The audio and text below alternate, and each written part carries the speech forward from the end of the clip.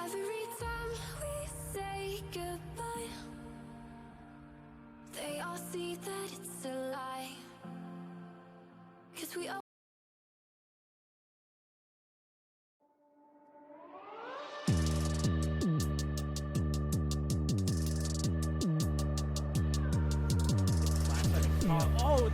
the lateral!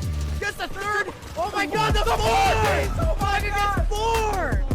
Round 8, the classic!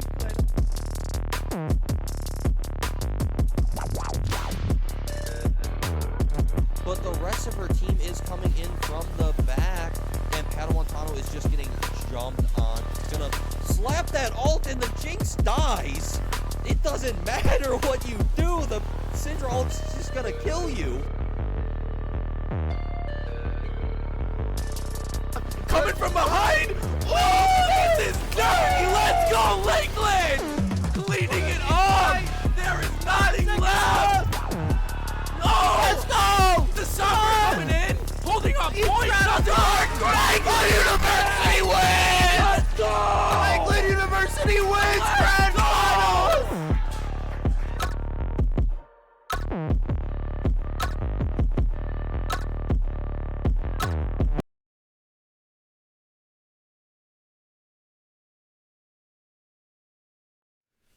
Welcome back, ladies and gentlemen, to the Fishbowl.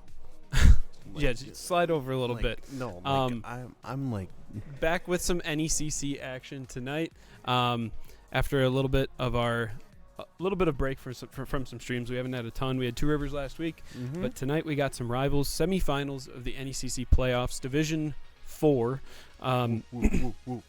Rematch against Cornell College, which was our final match of the semester, where we went to map 6, ended up winning, which honestly I think got us into playoffs, because we were kind of hanging on a thread, and then we're able to take down the number 1 seeded Robert Morris 2 weeks ago, and here we are tonight looking to hopefully punch our ticket to the finals. Oh yeah, the last week that was pure imagination, as Willy Wonka once said, but it was great seeing how the adversity, they were down 1-2 to finish 3-2.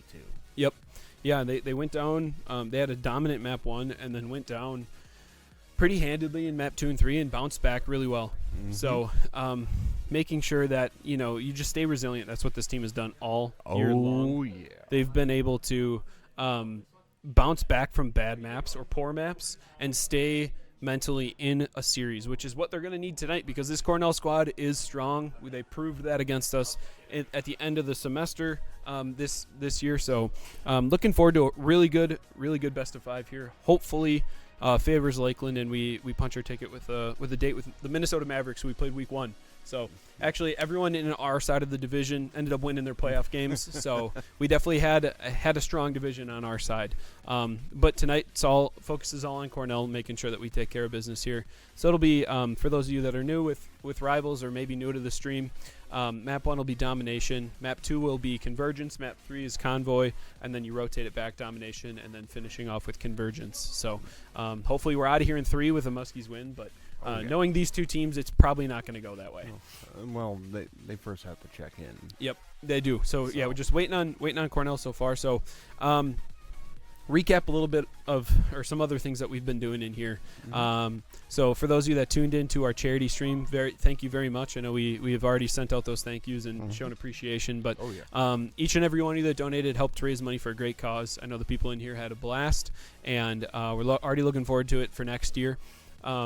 Following that, we had did we even stream last week? I don't think we streamed at all until the Two Rivers game. Yeah, I wasn't here for the Two Rivers. Yeah, so we hosted Two Rivers High School in our facility to play their final match of their regular season to try to actually punch their ticket into the playoffs, and they were able to get a 3-0 victory in the play versus high school Marvel Rivals League. So they are going to be set up for a playoff date. I think this week they start. I think it's maybe even today, I think, is when they play. Man, they're getting younger and younger, and yeah.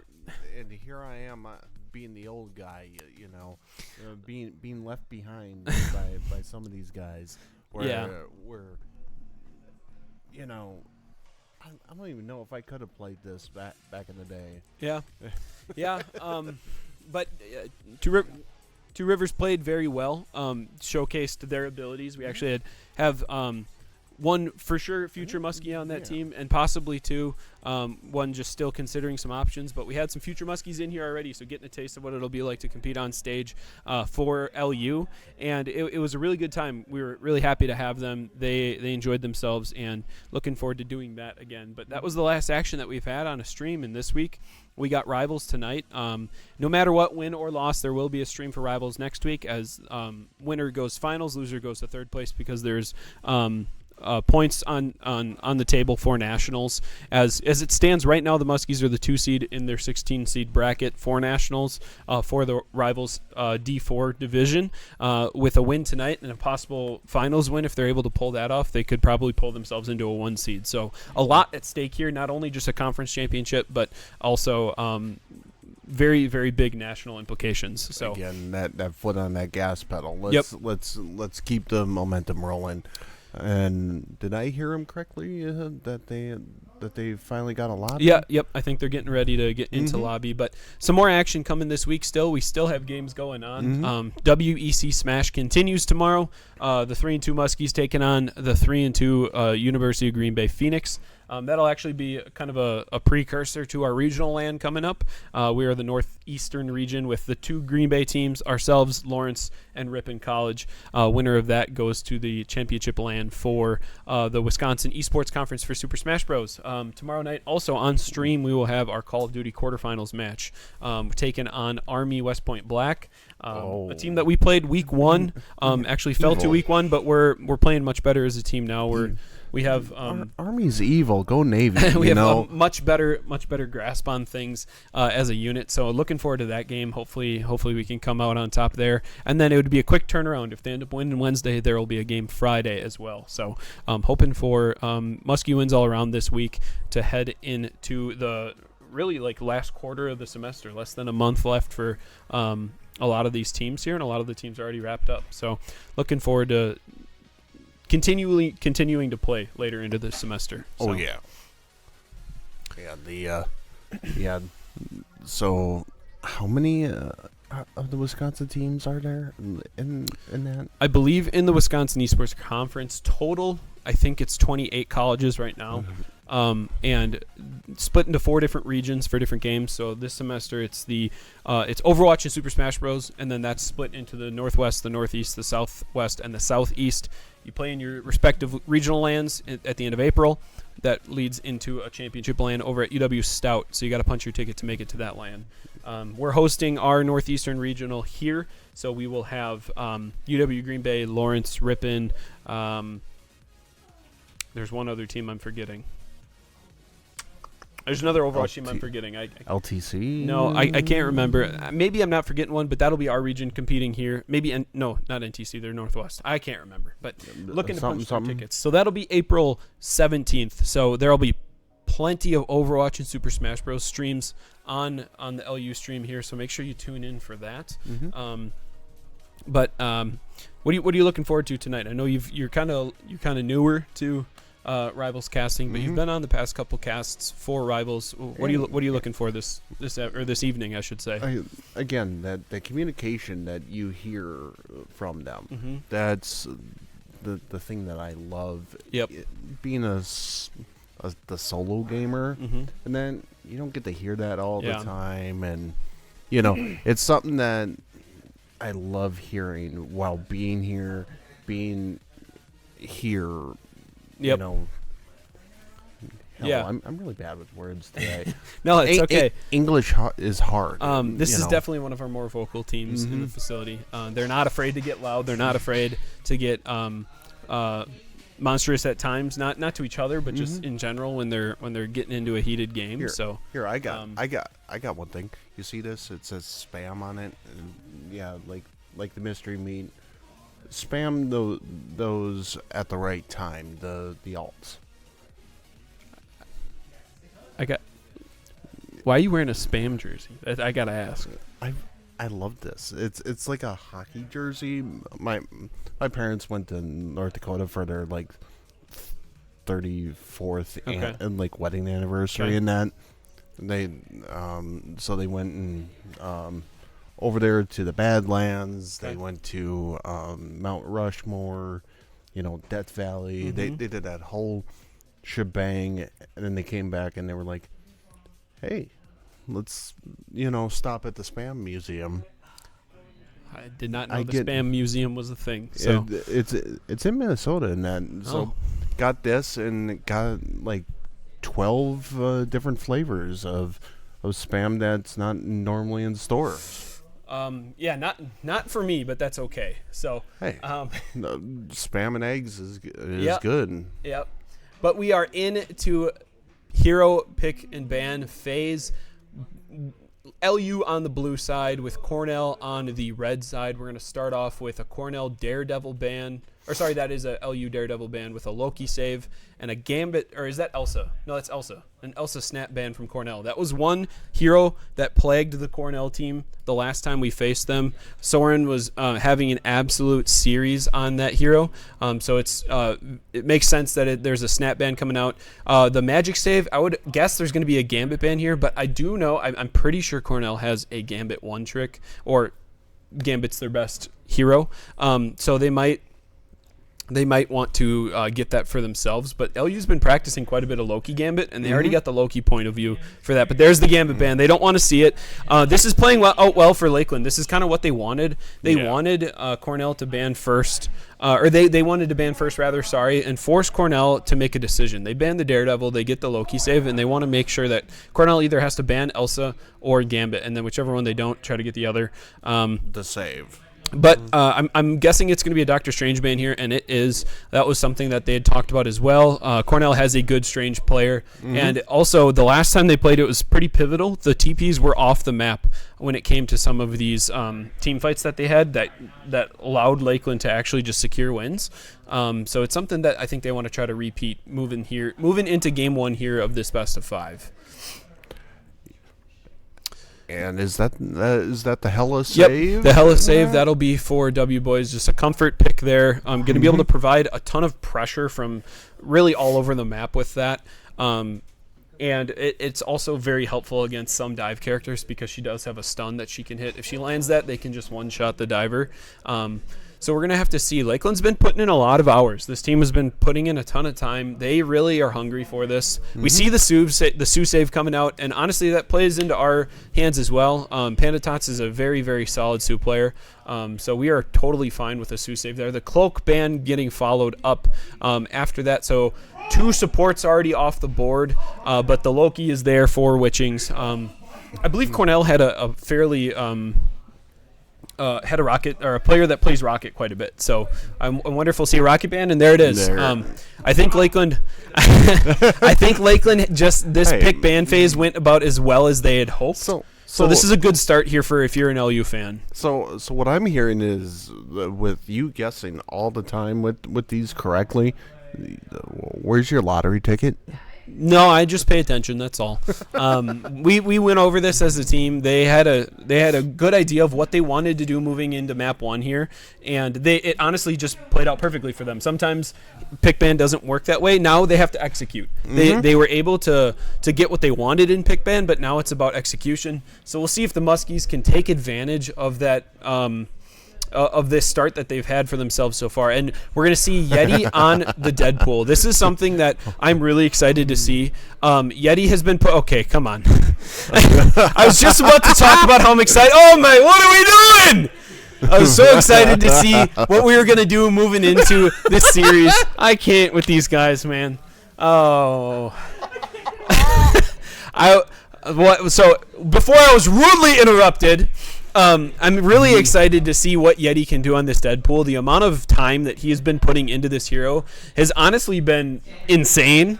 And it's been something that they've been leaning on quite heavily. So if Lakeland's going to have the success that they want to find here, I think it's going to start with Yeti's Deadpool play. And we're going to see how that kind of affects the rest of the game here. But gates are open. Map 1 has begun of the NECC D4 semifinals. We're heading in to see who can punch their ticket to the finals. Domination here on, I believe this is... I don't know the name of this map now. Yes. Yes. I think it said Hell's Haven. And a quick pick onto W Boys. Fett gets that early pick and advantage over to Cornell. They're actually already on point. They rushed point, which is a pretty typical Lakeland strategy, just to get on point early. And percentage is already starting to gain for Cornell. But luckily, Lakeland has height. They're not pressured off of this, even with W Boys falling early. So they're going to be able to just continue to alt farm here. And Etihan does fall. They're going to have to look for an angle here. W Boys is on an off angle, but he is sniffed out. Soren is going to pick up a pick onto Happy Boy. Birdie. One support down. Yeti picks up another. That's both supports down for the side of Cornell. This is really, really good if you're a Muskie fan. Soren picks up another one. It looks like the Muskies are going to be able to retake point. 35% is all Cornell is going to get. The percentage is going to start stacking here for the Muskies. Great first fight. Sorry, I got distracted by the bird. Yep. And honestly, it played into what Lakeland wants. Obviously, they didn't want to give up point early, but W Boys is able to get that off angle, which allowed Soren to put so much pressure on that back line. He simply just hits his shots, takes the Luna ult, and they're able to just take advantage after that. And look at that. Panda and Yeti already almost have their super along with Soren. Yep, Yeti's sitting on ultimate already. Sue not far behind. Where Cornell, the closest is super. The closest is Sue, and it looks like Bubble is already invested as Forgetful falls to under half. Alt is invested from Yeti as well. He's just going to create so much pressure here with this Deadpool, trying to keep Cornell off of point. Fett does pick up that pick onto Etihan, though. Advantage Cornell. There's a lot of low HP bars for the side of Cornell. Can Lakeland make something happen? Here comes the whale. It's a big whale. Witchings finds Forgetful. W Boys finds Sue. That's 2 down for Cornell. Advantage Lakeland, and they're going to take the space that they've created. W Boys finds another pick onto Fett. That is some hella on hella action as another one falls. Muskie's in full control of this map 1. 62% and counting. Hella, please. You thought about that one for way too long. I saw the wheels turning. I wanted to say it earlier, but, that one's got to be more natural. That one's got to come out. But Cornell has all 6 ultimates. The Sioux ultimate is invested after Etihan throws that Groot ult into the thick of it. As Witchings does invest Sioux's ultimate, that is no support ults once this is gone. And here comes the mag bubble or the mag ball, but he finds nobody. 4 ults still remaining for Cornell, as Lakeland is not gonna. They're only gonna have Hella as they are falling low. Here comes Fett's ultimate invested. Luna Snow follows suit. There goes the Hella ultimate though. It is gone. W Boys is gonna look to try to find some picks. A great shield coming out from the Emma on the other team. Lakeland is still in full control here. 99% overtime is clocked. That's 2 picks for the side of the Muskies. This is a great start if you're a Lakeland fan. They just have to find a few more kills, and they're going to be able to pick up this map 1. As they find the rest of the picks they need, they're going to head into point 2 with a 1-0 advantage. Soren with the double there right when it's needed. Yeah, okay, Hell's Heaven as well. That was the map. But a great start for the Muskies. That's exactly what they were looking for. They didn't panic after that initial pick from Fett onto W Boys. Panic? They were able to stay composed. They kept tight until W Boys could find an off angle. And Soren, as he does time and time again, finds a critical pick, so they were able to take space. That was just about as textbook as you want coming out of the Muskies. Not many things to complain about there. 1-0 to the side of Lakeland. They're going to see once gates open if they can just clean up this easy 2-0 and move into map 2. We're going to have to find out here is not many changes coming out from either side. Lakeland, obviously, that worked well for them. They're going to stick with it. And it looks like Cornell is going to do the same. Only 2 ultimates online for them. We could see some sort of swap, but they feel like actually, no, I don't think they were playing Loki prior. I think they had a Luna. So 1 swap, the Happy Boy goes over to the Loki to try to match Witchings. But I've yet to find a support that we have played against that can match Witching's Loki. We're going to have to see if he can. 2 ults to 1 on the side of Cornell, but Panda Tots, by the time a fight kicks off, should have her Sioux ultimate. A loaf of milk, a thing of bread, and a Joe Dirt DVD. The running of Deadpool. Oh, sure. And then you got the Family Guy spin of it. Got it. Yeah. But as we see, fight 1 is going to start to kick off. Oh, and Forgetful finds 2. That was a just nasty choke coming out from Cornell. W Boys does trade 1, though. This is going to be a 4v5 as 2 more are going to fall for the side of Lakeland. Soren's going to do it again. He finds 1. Fett just falls. What an absolute domination in the 1v1. Soren's just going to try to keep point here as long as he can to allow his team to get back. He's still alive somehow. W Boys is finally back to the fight here. He does fall. Point is going to go over to Cornell to start. This is kind of similar to the first point.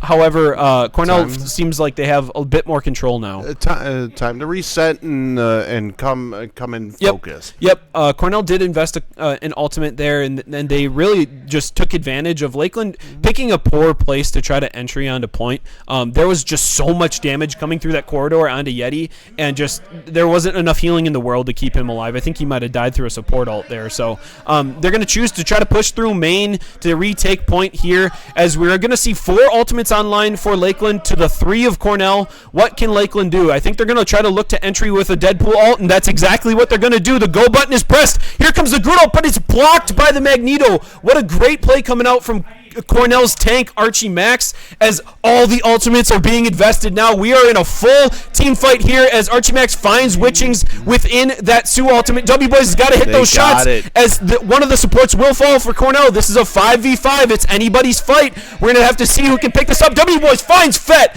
as Yeti is trying to find Gator, and he does. Down goes Archie. Soren finds 2, and that's going to be point retaken by the Muskies. Now, reset once again, and let's focus on the fight. Yeah, that was a full W key 6v6 fight. There's so many ultimates invested. The only ones that didn't invest ultimates were the ones that weren't sitting on them. There's going to be 2 to the side of probably just Sioux ult on the Muskies. So they're going to have to look for a good fight here. They're going to have to find a pick. So Cornell cannot just push forward because they're going to have the game-changing ultimates that are the Loki and the Namor. The Hella is about ready to get there. W Boys will have his, Panda Tots will have hers, and we're approaching Groot Ultimate as well because it was blocked. It dropped down to 50%, so he should have his soon as well. As we're going to see Cornell try to make something happen as Panda Tots falls extremely low. Here comes the whale, and she's going to fall. Not able to get away from that damage, but W Boys has a great angle with this ultimate. He does find Fett. He picks up one. Loki's going to invest that ultimate on the side of Cornell. Where is the rest of Lakeland? What can they do? W Boys is falling low. He's going to try to retreat out of here. Etihan falls. Witching falls. Yeti falls as Cornell is going to retake this point yet again. And a key point here, remember, Strange is banned. There is no TP available. This is probably Lakeland's last fight, so they need to be able to retake here. So they're going to full reset, make sure they have 6, and push in to try to retake this last point. Let's sit there and watch this good fight. Yep. And it looks like Lakeland's going to go up main yet again. Etihan just taking so much space, followed by a Panda Tots ultimate to get them onto point. And here come the Muskies. They're going to try to do what they can. W Boys is pushing forward with Etihan. Etihan just blocking off the people on height. Archimax is so low, they just have to find the kill. Can they find the damage? And they do. He does fall. The Sioux invests the ult on top of Fett's Hella ultimate. Can the Muskies stay alive? Etihan falls. Panda Tot falls. W Boys falls. And it's just Yeti and a couple friends as they are going to probably follow suit. Here comes the Namor ultimate, trying to find anyone. Yeti finds one. Can he stay alive long enough for touch? But I don't think that is going to happen. Point over to Cornell. Evens it up 1-1. Anybody's map now.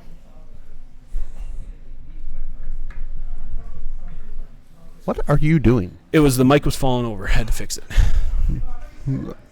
Well, you're not supposed to hit it. I didn't. It was just slipping. So as Cornell is able to even up this map here. This was never going to be easy for the Muskies. This wasn't going to be a cakewalk, as we kind of alluded to at the top of the broadcast. The last time these two teams played, it went to map 6. So we're going to have to see some resilience coming out of the Muskies, but nothing they're not used to. Okay. This is what they've done all year long, the amount of Game of Fives that they've played in. I'm gonna ask, in the game 5, how do you go to 6? They drew a map. Okay. So they played on, I believe it was Convergence. Neither team even took the first point, and then in overtime, no one took points either. So they drew, and it just pushes to the next map. So they went to map 6. Gates are about to open. We're going to see who can take the 1-0 advantage in this best of 5 semifinals in the NECC Marvel Rivals action. We're sitting on 1, and we do see a bit of a change from the Muskies. They're going to go to that Groot Moon Knight that was so effective towards the end of that series against Cornell. They're going to see if they can find that same success as Cornell was able to take that point. So they're going to keep that same comp. And it looks like they're going to take extreme height as the Muskies are going to be directly below them. This could be really dangerous for whichever team drops first, and it looks like Cornell is going to drop. Let's see what they can do. Big damage coming out from the Moon Knight, trying to find, and they do. They find 2. That is absolutely massive. The runes are invested from the side of Cornell's Loki. Soren picks up another one. That is a 6v3 for the Muskies. Point is already over to them. 5% and counting. W Boys finds another. A great start for the Muskies here. Man, I'm invested in the watching side. Yep. And here they come with the second attack. Yep, and 3 ultimates online for both squads. It's going to be 4 with W Boys getting Moon Knight ult soon. But you saw the damage coming out from the Moon Knight in the corridor. They were grouped up. He found an Ankh right click, and it did so much damage. Emma ult is invested, and here comes Cornell. What can they do? But the ults are coming out from the Muskies. 1, 2, 3 are invested. Panda Tots falls low, but she is able to stay up. That is crucial. Down goes 1. Etihan finds 1. Yeti finds another. Soren finds a 3rd. W Boys finds a 4th. Panda Tots with a 5th. Witchings, can you finish it off for a team ace as Loki's going to get out of there scotch-free? But another fight win to the Muskies. This is great. And remember, no Strange. This could be possible last fight here if the Muskies can pick up one more win. And all 6 of them almost got a kill. Yeah, if Witchings was able to find that Loki, that would have been a true team ace. Every single person getting a final KO there. But Loki was able to sneak out, I would presume with his invisibility. Etihan and Yeti are going to try to hold space here. The only thing the Muskies want to do is allow Etihan to charge ultimate, but Yeti gets pulled in by a great pull from the Sioux, and he does fall. 5v6 for the Muskies. Can they try to find something? Maybe find something with a Moon Knight ult here to gain an advantage. Here comes the Whale coming out from the side of Cornell. He is able to find W Boys, who does not invest that Moon Knight ultimate. Panda Tots does ult, trying to stay alive and trying to hold point. Etihan doing what he can to create space, and he just refuses to fall. Panda Tots is found out, though, from the Emma. One goes down. Down goes Forgetful. Witching's pick swap one. As Lakeland is still holding on to this fight, they don't want to go down quite yet. They are not ready to give up point. Two fall for the side of Cornell. Lakeland just refuses to die. The Moon Knight ult is invested. It will absolutely haunt you. As Yeti picks up one, Soren picks up another. Loki does invest the Sue ultimate, but I just don't think it's going to be enough for Cornell. Yeti pops the Deadpool ult, and here come the Muskies. They are looking to end this game here and now. Overtime is ticking away, and the Muskies are going to be able to pick up map 1. 1-0. 1-0, 1-0, Wow. 1-0. What a great start from the Muskies. They bounced back from kind of a rough point, too. They got pushed around a little bit by Cornell, but a crucial switch onto the Moon Knight was able to allow them to get those early picks in that corridor, and then they just did not let go after that. They did not take their foot off the gas. Soren, with a deserved MVP, was finding those crucial picks at the end of every single fight, doing everything that he could to will Lakeland to a win, but that was a full team effort. Look at the stats here. We had everybody just doing their part, Witchings and Panda with the 23 Yep. each assist. They're just everybody contributing in that game. That was a full Muskie effort and a great start for Lakeland. That's 1 down, 2 to go to see if they can punch their ticket to the finals. And it looks like Cornell's ready right away. We'll see if the Muskies are as well. So we might stick around for game 2 here right away. But key points from that first game, Kevin. What'd you see? Yes. No, I'm just kidding. No, the communication where it didn't falter when they were down. Yeah. Like not being pushed around. Yeah. And then on top of that, it almost seemed like a alt for an alt for this game, whereas I saw in previous ones, they would hold on to it sometimes. Yeah. In that. Yeah, the Lakeland has done better at using their resources in order to gain advantages. That was something that we kind of talked about at the beginning of the semester. We actually went down to a LAN at the beginning of March and struggled a little bit with not using the resources at our disposal, holding on to ultimates way too long, not taking space when they're able to take space. But they've put in the time, they've put in the effort, they've improved a ton as a team already, and it showed in that first game. So we're gonna have to see what they can kind of conjure up here for game 2. As if you remember back to the first series against Cornell, Convergence and Convoy for both teams were some ugly maps. They just did not go well. So we'll see if Lakeland can kind of bounce back from that. But just waiting. Hopefully, I think we might start map 2 here fairly soon, as Cornell looked like in chat. They said they were ready right away. But yeah. And then the other thing that I liked was I'm gonna have to quote Smeagol in that snake. There's snake. It's a pretty good impression, actually. It's a pretty good impression. Yeah. I've been able to do that for 20 plus years. But we'll be heading into map 2. I would guess if it's not going to be Lakeland's map pick, because I believe loser picks map, but Hall of T'Challa has been one that they really. Or maybe that might be the convoy map that they picked. I think it's Convergence. What are taters? I would say I think not Spider Island. It's the map that moves all the time. That is the map that gets picked. Every single Convergence map.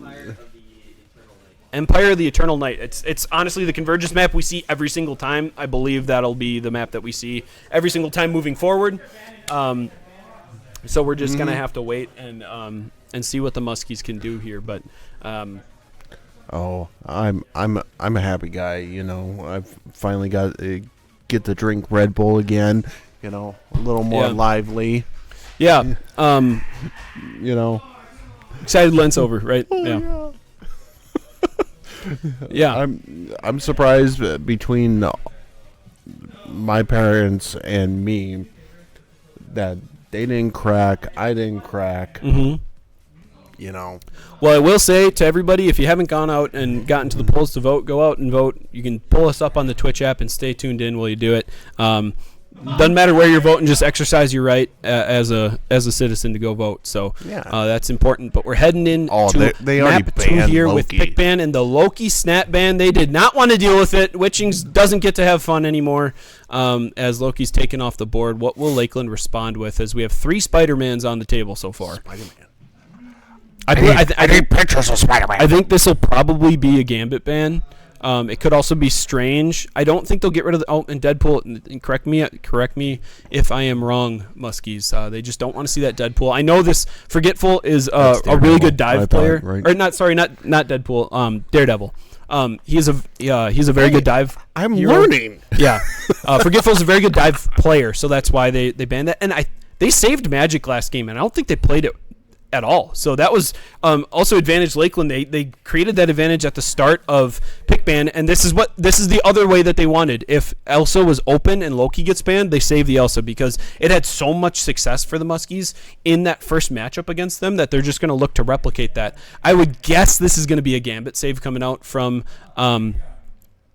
the side of Cornell, but they might not want Witchings on it. So, there goes the Gambit save. But that is going to play into the Muskies' hand. They play Gambit just as well as just about any other team, and Gambit with Elsa is kind of disgusting at times. Namor is going to be taken off the table as well. I would almost guarantee, put a lot of money on this will be a Doctor Strange ban. The Muskies just don't want to play against it. I know one of their tank players is a great Strange player. I think it'll be a Strange ban into either a Punisher save or maybe a Cloak save or a Sue save, one of the supports. We'll have to see. There goes the Doctor Strange. I would have made a lot of money on that bet. I'm gonna say. I think this is a Punisher save here. W Boys really likes to play Punisher on Convoy. It's a very safe pick. Maybe a Phoenix if they want to leave Rocket open, but I'm almost assuming they're going to ban Rocket. I'm thinking the ban. But we might see a Rocket save here. They might just go Gambit Rocket. As the Deadpool gets saved, Yeti put in the time and the effort. He wants that tank in his hands. But also, Witchings does play the heal pool, and I believe W Boys even plays DPS Deadpool as well. So it's very versatile for the side of the Muskies. Just about everyone on the squad can play it and has dabbled. So we got some dabblers on the stage, and there is the Rocket save. And I would also bet a lot of money that this will be a Phoenix ban here. Phoenix is just so good against Rocket. Just be able to holding your ultimate for Rocket ult, so you can just kill it instantly. If it's not a Phoenix ban, then the Muskies better lock in Phoenix with this Rocket being on the table. You see, And the Cloak and Dagger ban. So Phoenix will be up for the Muskies to be able to counter that Rocket, which will be interesting to see because the Rocket got through in a couple games against them with Cornell, and Cornell was able to take advantage of it. He is quite a good Rocket player, so we'll have to see. I really honestly don't want to see the Muskies match go Rocket for Rocket. I would rather just see them play Phoenix, counter it, and play their game. You hate that rodent. I don't like his respawn beacon. It's just annoying. Hey, look, I'm part rodent here. Being named Weasel. Yeah, so we're gonna see. Don't hate on the on the brethren, of it. But the Trash Panda does need to stay off. We do see Fett locking in the Elsa, and it looks like Forgetful is actually going to be playing. Is that Rogue? Yes. Are they running triple tank right now? They might be running triple tank right now. With the Elsa. That is Rogue. Which they have talked about. The Muskies have talked about that as well. That is something that is very good in this meta right now is triple tank with Elsa.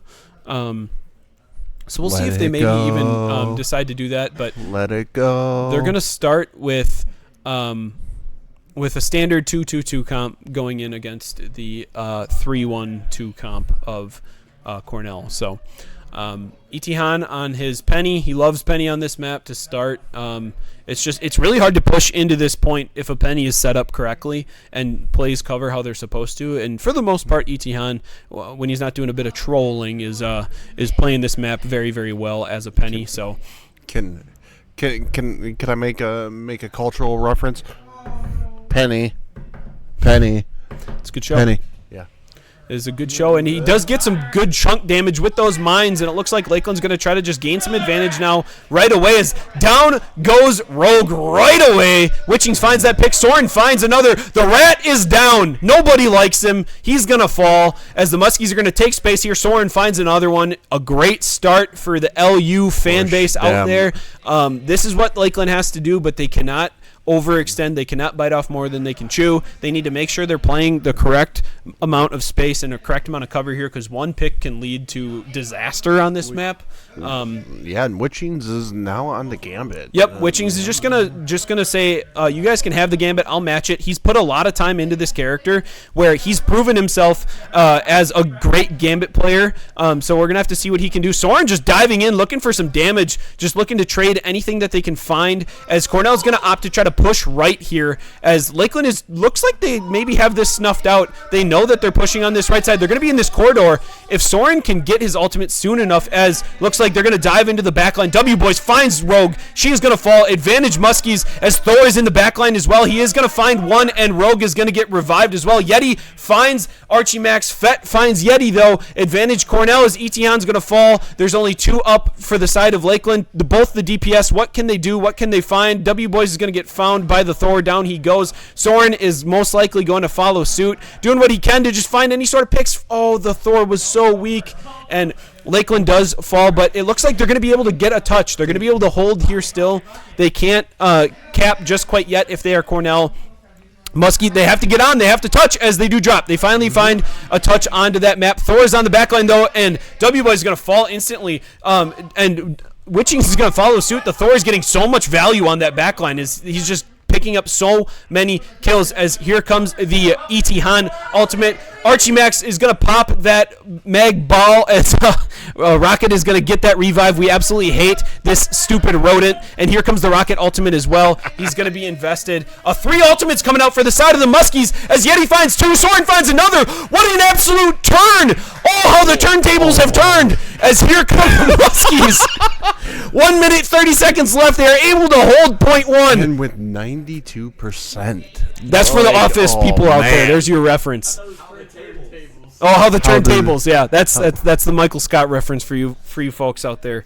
As the Muskies have a minute left to hold, all of a sudden that looked so dire, and they're able to find those ultimates and just find those picks. And here come the DPS from the Muskies. They have an angle, but the Gambit ults popped, and W-Boys is just going to get checked on height as Gambit says, "I'll just do it myself. I don't need any DPS." 3 fall for the Muskies. Looks like this might be a point for Cornell, but honestly, a great hold as the Muskies were able to shed so much time off of that .1. Soren's just going to look to maybe charge some ultimate. Now he is going to fall. .1 over to Cornell, but honestly, a great hold that looked so bleak at the start. They were going to lose and have a ton of time, but they're able to hold for less than a minute left. 3 minutes and counting for Cornell to push to .1. Can the Muskies hold them here and then get themselves onto attack? Okay, I'm going to ask this again. Is that a squirrel that they're escorting? Yeah, it's like a hybrid. A wolf fox? Yeah, it's some mythical creature. Like, you know. Sure. Yes. Yes. As here come the Muskies again, just trying to deal with this triple tank comp. Rogue is going to jump the back line with that ultimate popped, but falls instantly. Soren finds another as the Muskies have advantage. There's that stupid revive from the Rocket yet again. They need to get this character out of the game. He just continues to revive his friends, but it doesn't matter. The Muskies push forward. They find the critical picks that they need with no ultimates invested. That Rogue ulted right away and just dropped. So advantage Muskies. Soren's got this could be a massive ultimate. Here comes the Frog. He finds 3, I think, and they're going. 4 fall for the side of Cornell. What an absolute ult from Soren, finding that corridor right out of spawn. Takes down 4, and 1 minute and 50 counting. The Muskies are flexing their muscles right now.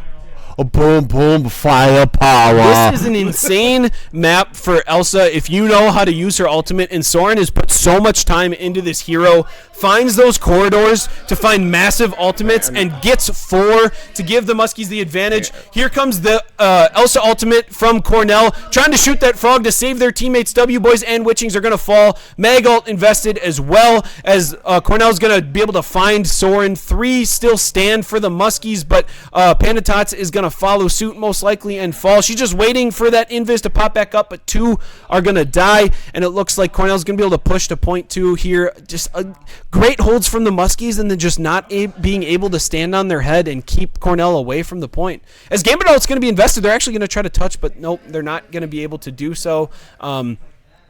Cornell unlocks point 2 yet again. 2 minutes and 30 seconds remaining for Cornell to try to push to point 3. Rogue on top of Witchings. He's going to fall, but gets traded right away. W-Boy's able to find that critical pick. Thor's trying to do whatever he can to pressure that back line. 2 minutes and 15 seconds. What can Cornell do to push for point 3? Yeah. Can the Muskies stand on their head and hold them here and get themselves to attack with a chance to close it out? Yeah, Cornell having 3 of their ultimates, the Gambit, the Rocket, and the Thor. Yeah, having the double support ult is going to be tough to deal with considering the Muskies don't have any support ultimates. They're going to have to try to wait for Panda Tots to be able to charge hers up, or the Muskies are just going to have to find critical picks. Here comes W-Boy's ult. Gambit ult is invested from Cornell. Can W-Boys shoot through this? Can he find the picks? What can they do? Here comes the Thor ultimate. He's going to slam down the Hammer of Justice. He's going to find one. W-Boys follow suit. He drops as well. Witchings will join him along with E.T. Han. Soren is going to fall. Panda Tots is the only one remaining to try to get a touch here. Yeti is on the board as well. Just going to do anything that they can to keep Lakeland alive and keep this point here as Yeti gets booped away. 3-point push for Cornell. A great start if you're looking for them to win this map too. Yes. I'm going to go use the bathroom quick. By all means. Because this game is riveting. A minute 24 remaining for Cornell on their push. So now the name of the game is the Muskies to push to point 3 and hopefully push with more time than a minute 23 remaining to give themselves a chance in overtime. We're going to have to see what they can do here, see if any comp changes are needed. But it looks like Cornell is just going to stick with this triple tank comp, and it's working quite well. Will Lakeland match? What are they going to do? It looks like W-Boys is going to switch to the mag, actually. They are going to match the triple tank. Now it's just going to be about who can play this comp better.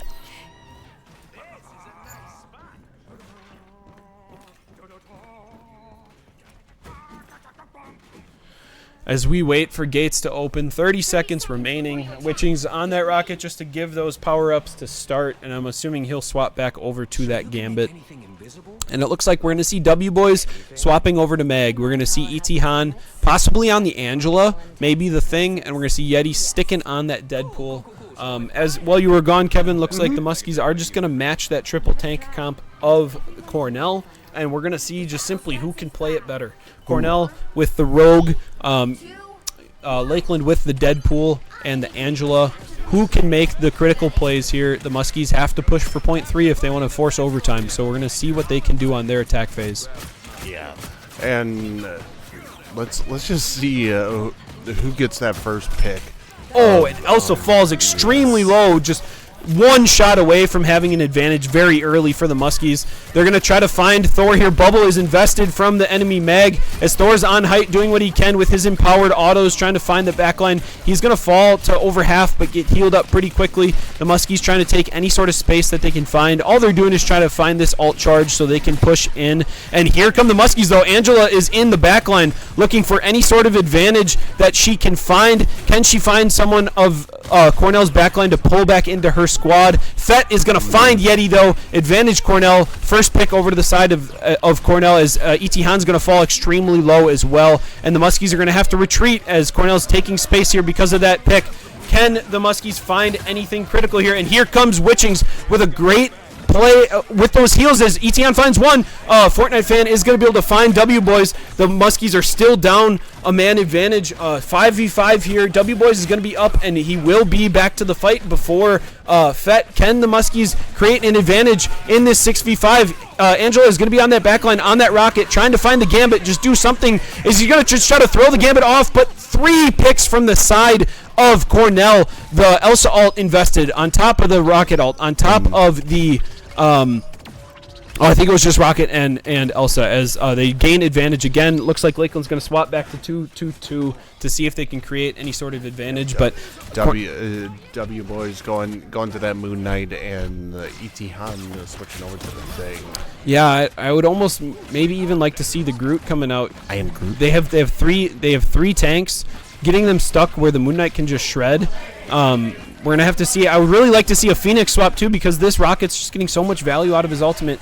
There's going to be 2 Gambit ultimates online. Here comes the Mag ball. Can he find any picks? Witchings jumps height. He's going to fall back into the Sue ultimate. Thor is incredibly low. Can they find that pick?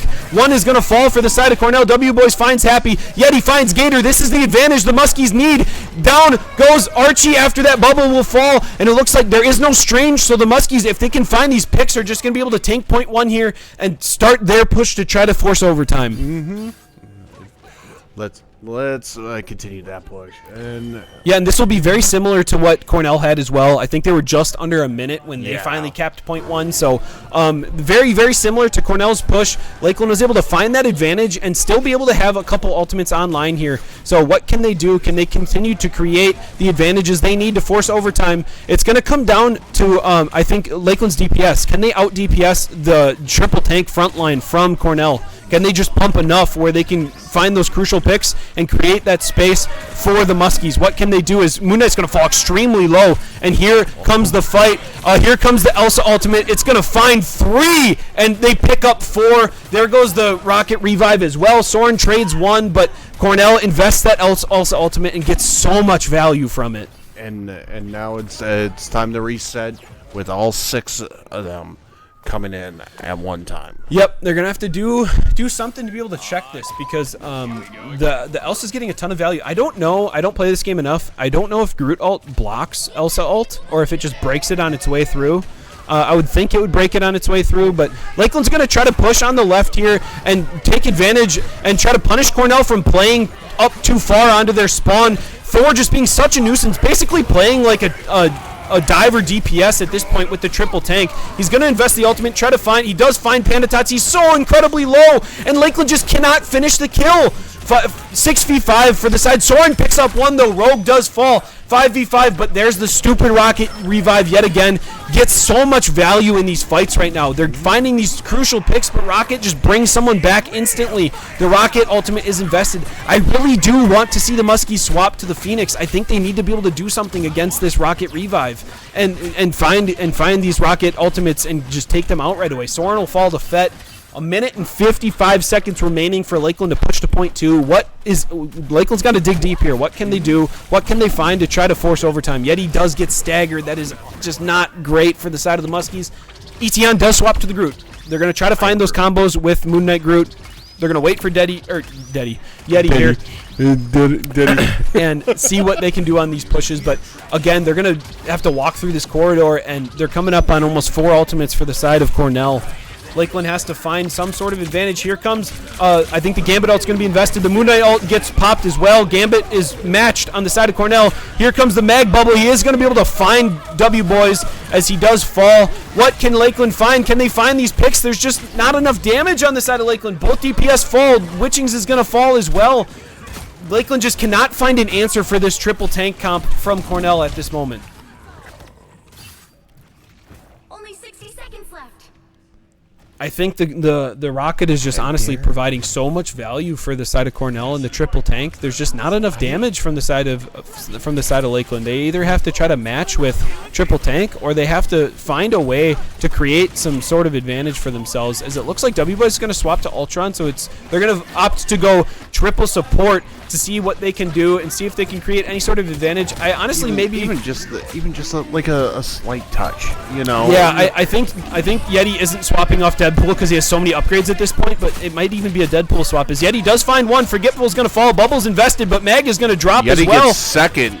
Forgetful is going to get revived by that Rocket, but Lakeland has an advantage. 15 seconds and counting. They are going to have to sit on cart now until they get to point. They need to be able to push this forward. They need 3 on cart, so it'll push as fast as possible. A great pull from Pandatats. Thor is going to fall.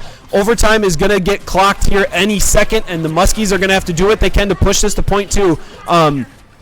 Cornell is going to have 3 ultimates to push back with Elsa ult. This is going to be extremely dangerous for the Muskies. I think we're going to have to see an Elsa ultimate from Soren first if they're going to be able to try to create advantage in this choke. As here comes the Rocket and the Thor ultimate. Witching is going to do what he can to stay alive, but Thor is just in the back line. There's nothing that the Muskies can do. 3 fall as there's only 3 remaining for the side of Lakeland. Make that 2, make that 1, make that nothing.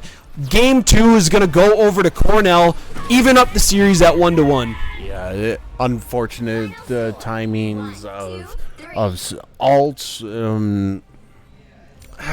Yeah, there's just been Convergence has not been kind to the Muskies in the past couple weeks, and Cornell was able to swap to that triple tank and create so much value. Fortnite fan on this Thor was basically just acting like a diving DPS, but with double the health of a DPS. So it was just able to create so much pressure. He had 38 kills with 19 final hits, more than their DPS on their team, just creating so much value that might even be something that the Muskies look at and say we either need to match it or we need to ban it. Maybe an outright ban from Rocket. Yeah, we're gonna have to see a great bounce back from the from Cornell's side of things. But the Muskies have been here before. This is nothing. This is nothing new to them. They've been in this situation all year long. It's about staying resilient and bouncing back. This game 3 will be very important. Who's going to be able to force match point first? Will it be the Muskies? Will it be Cornell? We're going to have to wait and see. Will it be drawed? Huh? Or will it be drawed? I hope not. I hope we see a Lakeland win on this next map here. But I think we might take a fiver here, take a quick break to see to let the Muskies regroup, let them figure out what they want to plan here for map 3, 1-1 in this NECC semifinals clash in the Division 4 Marvel Rivals bracket. This has been a great series so far. Hoping for a Muskies win coming up here in Game 3, but stick around. We will be right back for Game 3. Be whoop.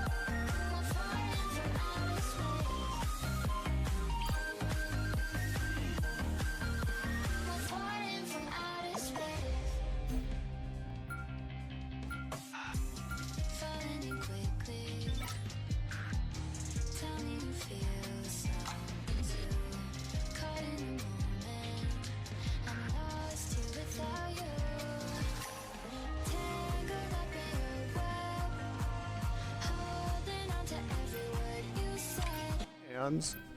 Welcome back, ladies and gentlemen. Heading into map 3 here, starting off in Hero Pick Ban.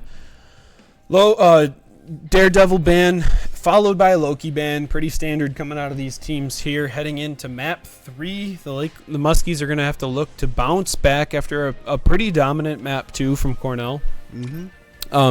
They switched to that triple tank, and Lakeland just really didn't have an answer for it. So talked about it on stage a little bit, trying to figure out what they want to do to answer that triple tank. It sounds like they at least have an idea. Let's see if they can put it into practice.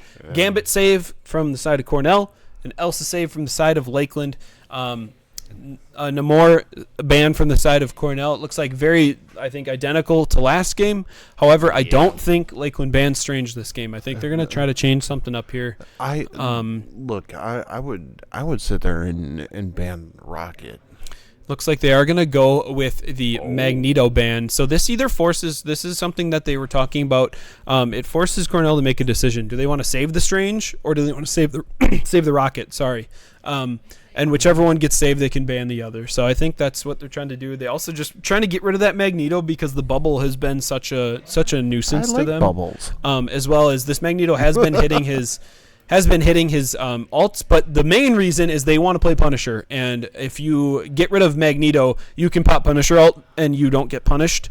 No pun intended. Yeah, no pun intended. Magneto is a direct counter to Punisher ultimate if he has his ultimate up as well. So taking that off the board to allow Lakeland to have a little bit more freedom and creativity as a squad. The Doctor Strange save does come through, so the portal is in play this game. The thing to remember, though, as well, is Itihan and Yeti both have a good Strange. So it's nothing for naught that the Muskies can't play it. They're just it's what worked in the last series against them, so that's what they decided to do. The group ban with the final ban, so it looks like I would almost guess the Muskies would get rid of that Rocket here. We're gonna have to see what they decide to do. However, as there's been a couple things that they've been struggling with. So yeah, like I said, I would like to see the evil Rocket. You know. Mm-hmm.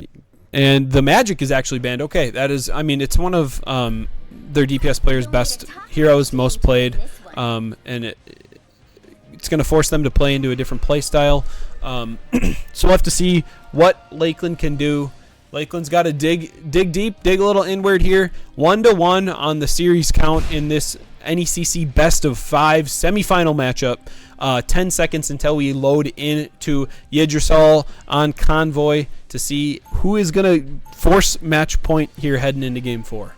Oh, yeah. Definitely. And who is Yeti going to be playing as? I would guess it's going to be Rogue or Emma. Looks like he's going to start off on the Emma and see where that takes him. Looks like Cornell is going to go back to the triple tank yet again, running that Thor, Rogue, Strange with the Gambit, Cloak backline and the Phoenix to finish, or to kind of top that all off. This was the map that the Muskies were able to play that Groot Moon Knight so effectively, and so that Groot ban at the end of that pick ban might have been a very, very good choice for the side of Cornell. We're gonna have to see if Lakeland can capitalize on any sort of advantage that they've had on this map. They are very practiced on this map. They play it all the time. Seems like the Convoy map that they play in every single game. And here comes a portal to try to get in the backline instantly, as Cornell is just going to hit the W key right away, and 3 are going to fall. What an absolute blunder from Cornell. They tried to pull something fast, and Lakeland was all over it. The whole team turns around right away. They're going to try to stagger this Gambit here. Or no, that's not Gambit. That's, who was that? That was Gambit. I was right. He was just healing himself. Try to stagger him, but they force him back. But that's no Strange portal now, and the Muskies are able to pick up that first fight win. That's pretty essential for alt charge as well. And what can the Muskies do now as fight 2 kicks off? W Boys finds another pick. He might be on one now. He might have finally woke up. It just takes until Game 3. We're going to have to see. Thor is down. 6v5 for the Muskies. Make that a 6v4 as Soren finds Fett. That's no DPS on the side of Cornell, and they are on the back foot. They are hightailing it out of there. Gator fan is going to fall as well. W Boys on that hit scan once again, just not missing any shots as Thor will follow suit. Muskies win fight 2. 2 minutes, 40 seconds remaining. Great start if you're a Muskies fan, but they have to continue to hold. They were able to win a couple fights in that convergence map, and then they weren't able to kind of capitalize after that. Looks like Cornell is still going to stick with this triple tank and see if they can just make something happen once they have their ultimates available. As we're approaching a lot of ultimates online for both teams, we're going to have to see if Lakeland can maybe win this next fight and force some more advantage.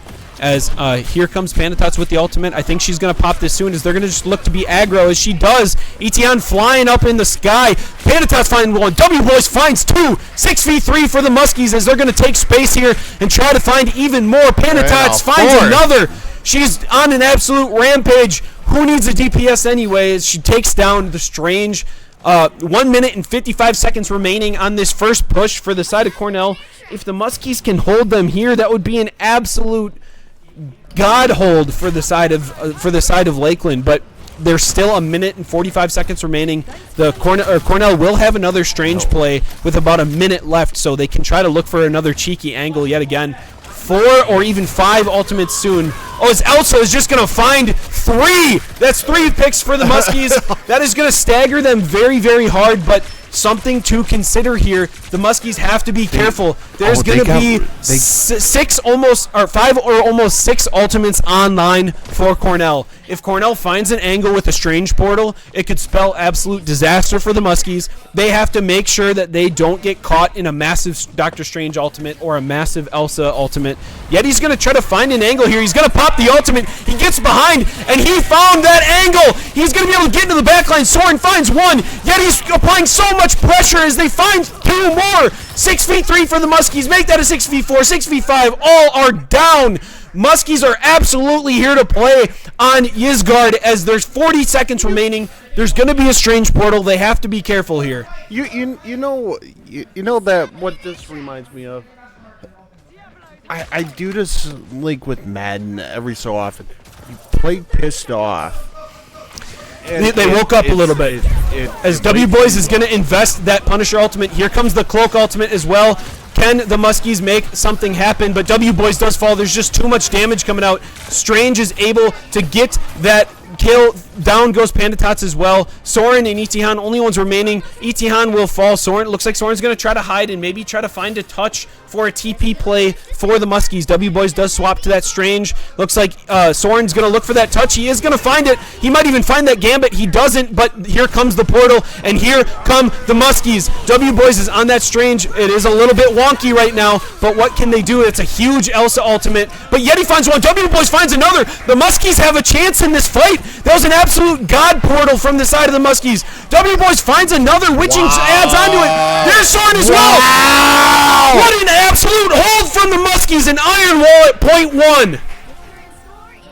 You know the Russians. They say you're strong like tank. You know. Soren being able to stay alive in that fight and find that touch so W Boys could get the portal for the rest of the team to come clean up that fight was absolutely massive. If the Muskies pick up this map, that is on the back of Soren for that play. Mm-hmm. Yeah, definitely.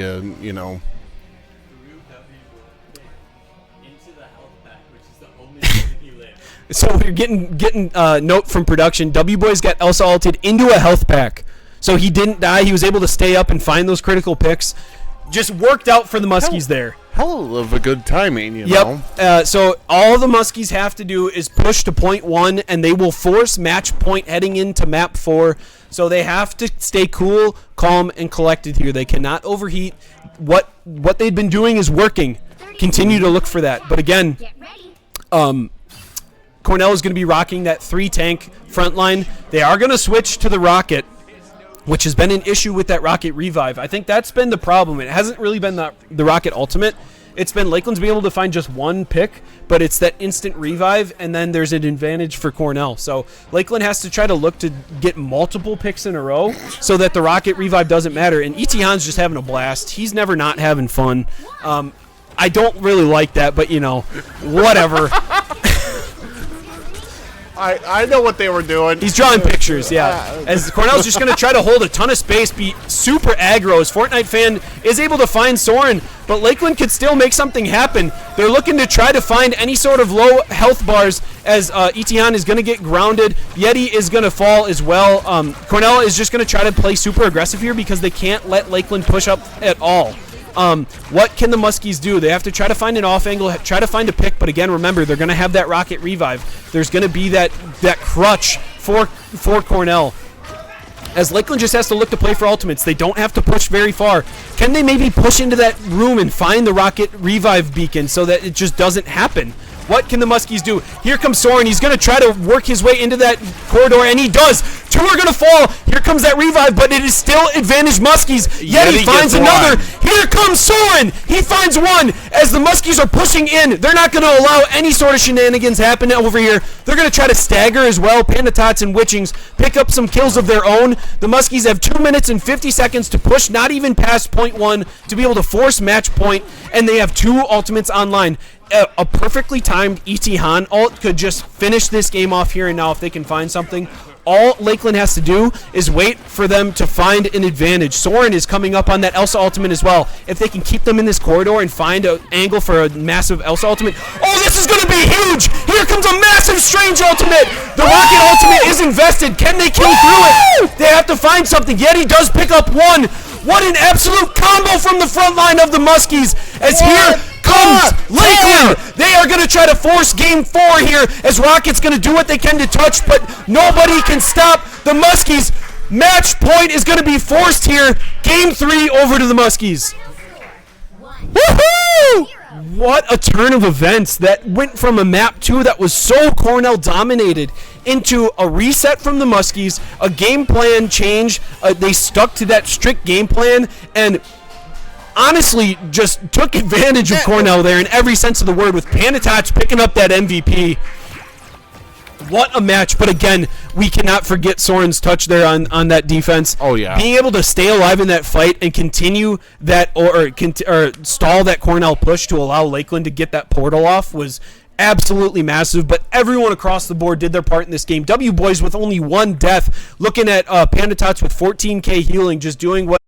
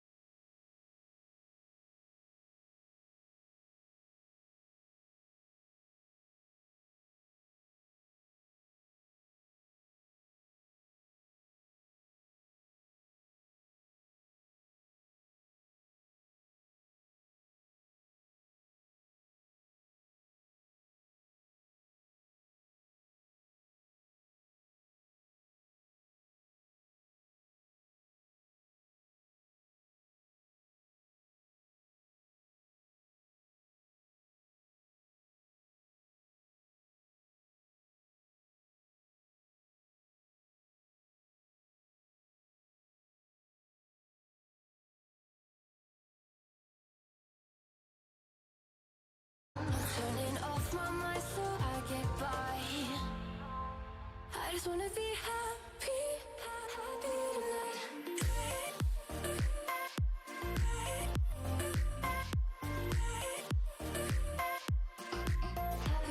tonight.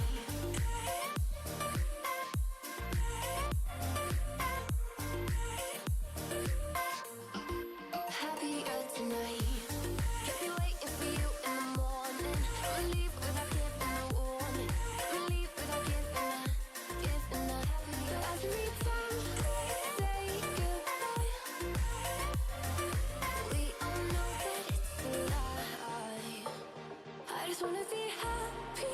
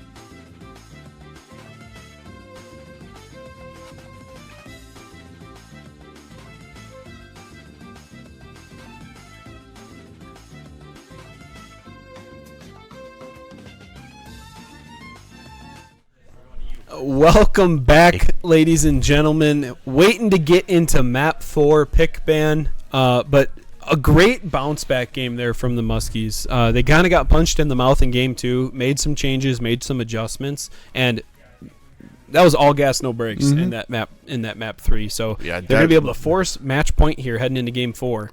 Definitely an uppercut. Yep. You know, hit him right in the jaw, right back.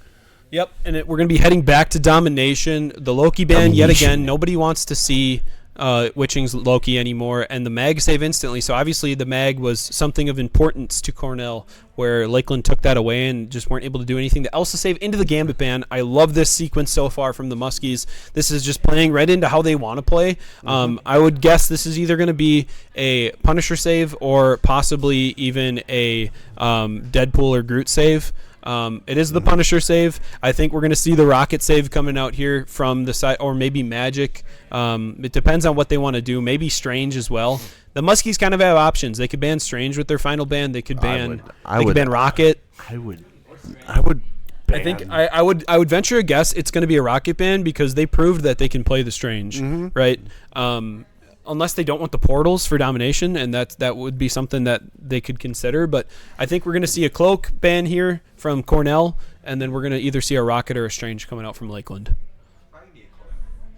Yep. There's your Cloak and Dagger.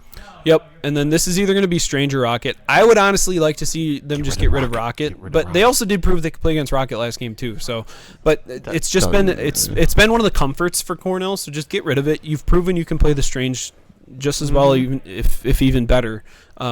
So put your carries on the heroes they're comfortable with. But the Strange is going to be the one.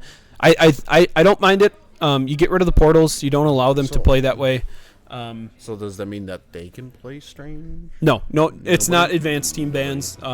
In advanced team bans, that would be the case, but not in these bans. If a hero is banned, they are off the table for both teams. And it looks like Forgetful's going to get back onto that Magic. I think that is his main hero that he plays.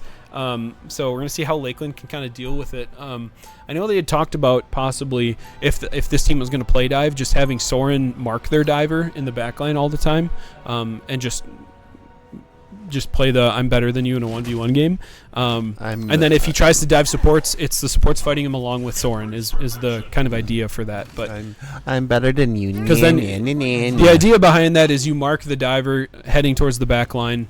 If you can kill them, then Soren can then look for an advantage on their backline, right? You're just kind of playing playing bodyguard for your supports at times. Yeah. But looks like we are actually going to opt for triple support here if they stick with this. Pandatot's on the Rocket, Witching's on that Mantis, and W-Boy's on the Ultron. I know they have practiced this a little bit. Etion's going to swap back to that Magneto. Yeti on the Deadpool again. He's just put so much time into that hero. I think he wants to get as much value as he can out of it. And pretty similar from what Cornell has been playing, except for Forgetful's off the tank roll. Finally, he's back onto DPS. He's going to be playing the Magic. So standard 2-2-2 from the side of Cornell, whereas Lakeland is going to be playing that triple support. Is it triple support for both? Magic. Oh, yeah, no, sorry. So Fett now is not playing DPS anymore. Now he's playing Mantis. So triple support for both. What can they do? As Cornell is going to actually be to point first. So can Lakeland do anything here? They are going to drop. Etihan does go down onto point, but he has no support from his team here. I'm assuming that was an early bubble that kept him alive, but now can they keep him up? He is incredibly low. Is he going to be able to stay alive? Mantis is trying to look towards him to keep him up as Cornell has a little bit of point a little bit of progress on point, but Etienne does find Forgetful. That is the pick onto the diver for the backline of Cornell. Down goes Fortnite fan. The Rocket Revive comes out, but it's still a 6v5 for the side of Lakeland. Hopping over Ultron here, just doing what they can to provide any sort of DPS when there's not any healing needed. Magic is going to fall incredibly low. Can the Muskies find that advantage that they need? It was a 6v5 for a long time. Happy Boy falls. Etienne finds that pick. That is a crucial pick for the side of the Muskies. They put Mag to sleep. They let him sleep for a little bit. He needed a bit of rest, and he's finally put down into the dirt. W-Boys picks up that kill as Thor's in the backline just playing that diver role yet again. Gator fan falls. Forgetful falls. Fett falls as the Muskies are going to pick up the first fight win, and point is going to start ticking for the side of Lakeland.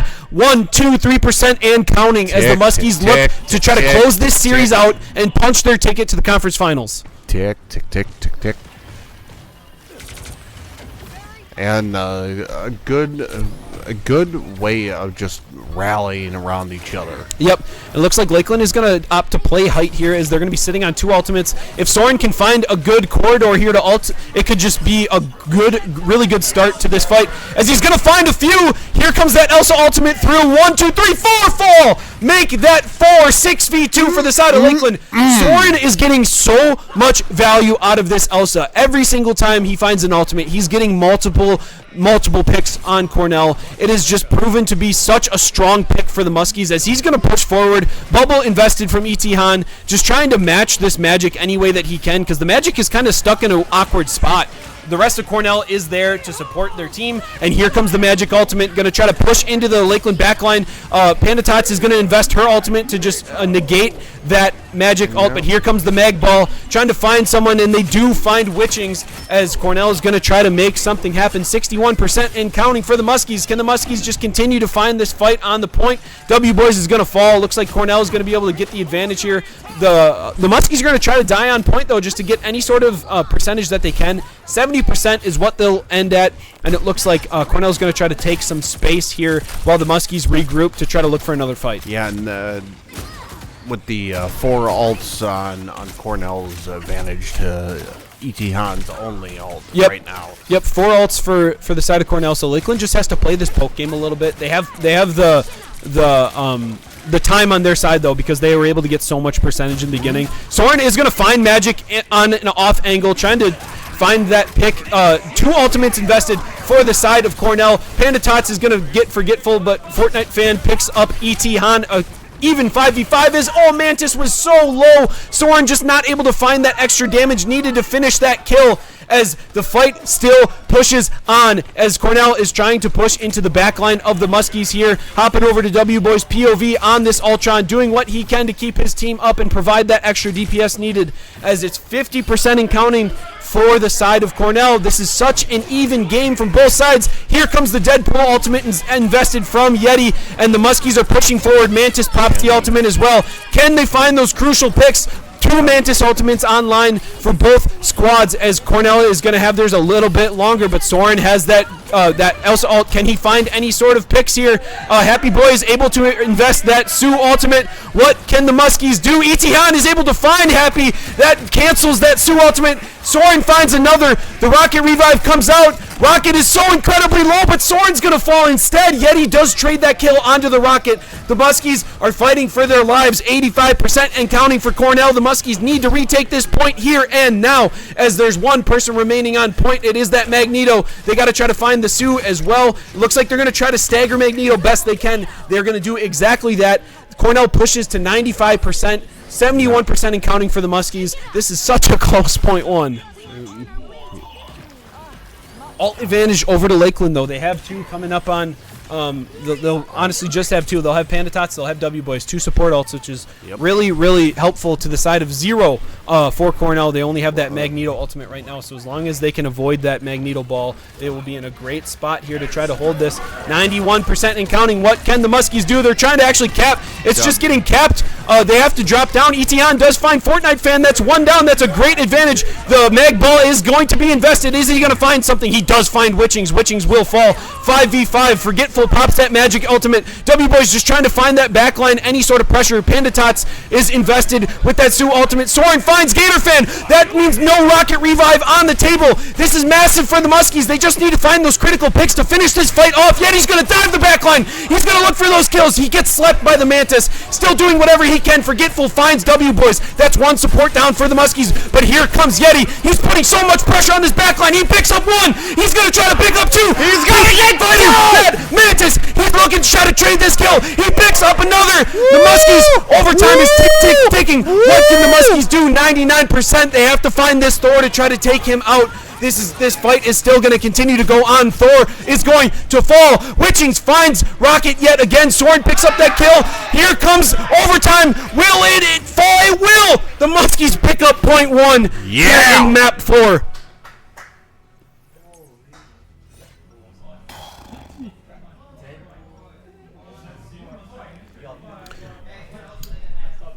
Wow. Yeti doing everything in his power to win that fight for his team. He saw the opportunity. He dove the back line. He took out both supports with him and won Lakeland that fight to secure point 1. They are 1 point away from punching their ticket with a rematch with Minnesota in the conference finals. What can the Muskies do here in point 2 of this map 4? Well, coming up, there is going to be the Mantis and that from Cornell, the alts popping up. So let's see. Let's see how quickly the advantage can turn. Gates are open, 30 seconds and counting until point opens as well. The Muskies have a chance to push Cornell to their breaking point and punch their ticket to the conference finals, or can Cornell stand on their head and force a point 3 in this map 4? We are going to have to wait and see as the teams will collide. The area will unlock in 10. Let's see what we can do. Witching's coming up on ultimate here with that Mantis. They're going to probably try to wait for that as the enemy Mantis ult is invested. Cornell is just going to push the W key. Can the Muskies hold off on this Mantis ultimate? And they're going to invest a Mantis ult of their own. And the Muskies are going to push the W key right back at them. Happy Boy pops the Sue ultimate. Here comes Etihan. He's trying to find her, but he can't. He finds nothing with that mag ball. But Lakeland is going to be able to push towards point. However, Cornell was able to cap point off of that first Mantis ult. So 13% and counting for Cornell. Here comes the rocket ultimate. They have to just try to kill it. I don't know why they're shooting the back line. Just kill the rocket ultimate. Gator fan finds Yeti. Advantage Cornell. It looks like Lakeland's just going to have to fall back and regroup here unless they're able to find some sort of advantage. And Witchings is just going to try to dive that back line. He does fall. Gator fan is going to be able to pick him off here as the Muskies are looking to maybe just die on point here and not stagger. As Panda Tots falls, Boys follows suit. Down goes E.T. Han.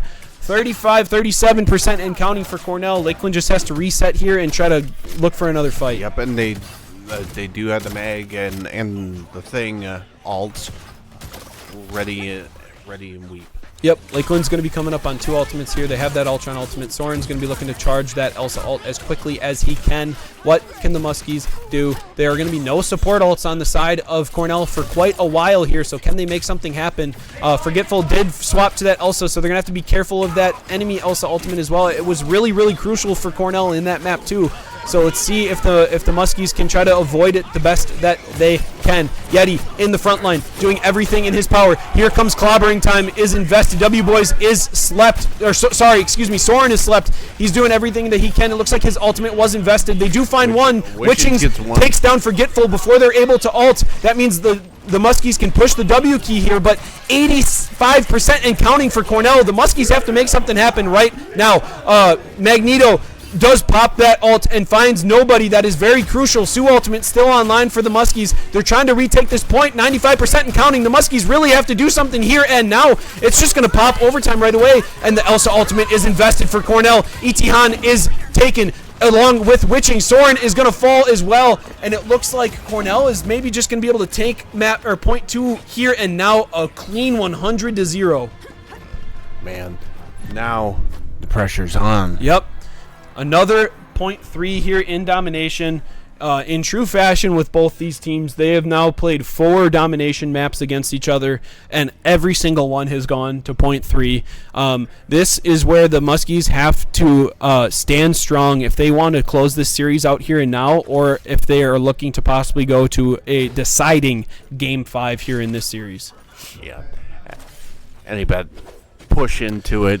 Let it sit. Yeah, Cornell swapped off the triple support. I would almost like to see Lakeland do the same. I don't know how much value they're getting from the Ultron right now, and this is just coming from a lowly D1 Season 1 Group 1 trick, but try to change something up because they're just continue. It worked in point 1, but Cornell has made that swap over to this Elsa, and it's working for them. They swapped over to that rocket. They swapped over to that thing, and it's been very effective, obviously, with that 100-0 point there. So what can the Muskies do? Will they just stick with this? Will they try to make a change?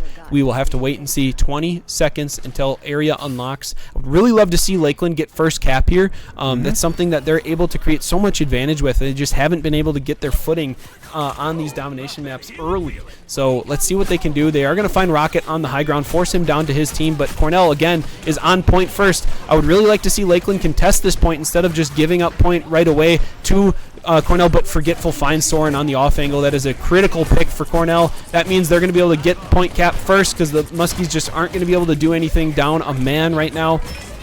4 ultimates online for Cornell to nothing on the side of Lakeland. Just so much advantage to be had from the side of Cornell. Here comes the Mantis ultimate. What can the Muskies do? Is Etienne going to look for anything? W Boys does fall. Yeti is sitting on that ultimate now. Is he going to pop it? I don't know if he will. They are going to be able to pick up the thing. They do find one pick, and he does invest that ultimate. Here come the Muskies. They're going to push that W key. The Rocket ult's invested, but Forgetful falls. This is massive for the Muskies now. They're going to be able to find those picks as Gator Fan does find Etienne as one does try to fall to try to cap point. Yeti's going to try to keep the supports up on height. Soren finds another. Happy invests the ultimate and just barely lives through that, but Mantis is going to be able to find Mantis Panda Tots finds Mantis rather. 40% and counting for Cornell. Can the Muskies get this cap and start to give themselves the advantage? Thing is on the back line. Panda Tots is going to need that assistance. It looks like the Muskies are going to be able to win this fight and be able to cap point. Probably 52% and counting for Cornell. Yep. And yeah, now it's just gather everything up. The Muskies won that fight down 4 ultimates. Cornell just staggered their ultimates too hard there, and the Muskies were able to win that, only investing 2 ults. Now they're going to have advantage here with W Boys and Etienne sitting on ult, and Soren getting dangerously close to his as well.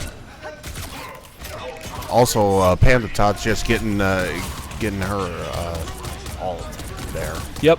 And Lakeland's going to just take space here like they can. They have some low HP bars on the side of Cornell, trying to just create any sort of pressure as Yeti is pretty deep. He's got to get back to his squad as he does retreat. 35% end counting here for the Muskies. They are going to just continue to try to create some advantage as Soren invests the Elsa ultimate. What can they find? He does find 3, but can they find any kills? Etienne does pick up 1. He picks up the Elsa. That is massive, but there comes the Rocket revive onto the Elsa. She is going to be back into the fight in no time with her ultimate online, but Yeti is applying so much pressure onto this backline. He's doing everything he can to keep that backline away from Cornell's front tanks as the Muskies are just taking so much space here. 58% and counting.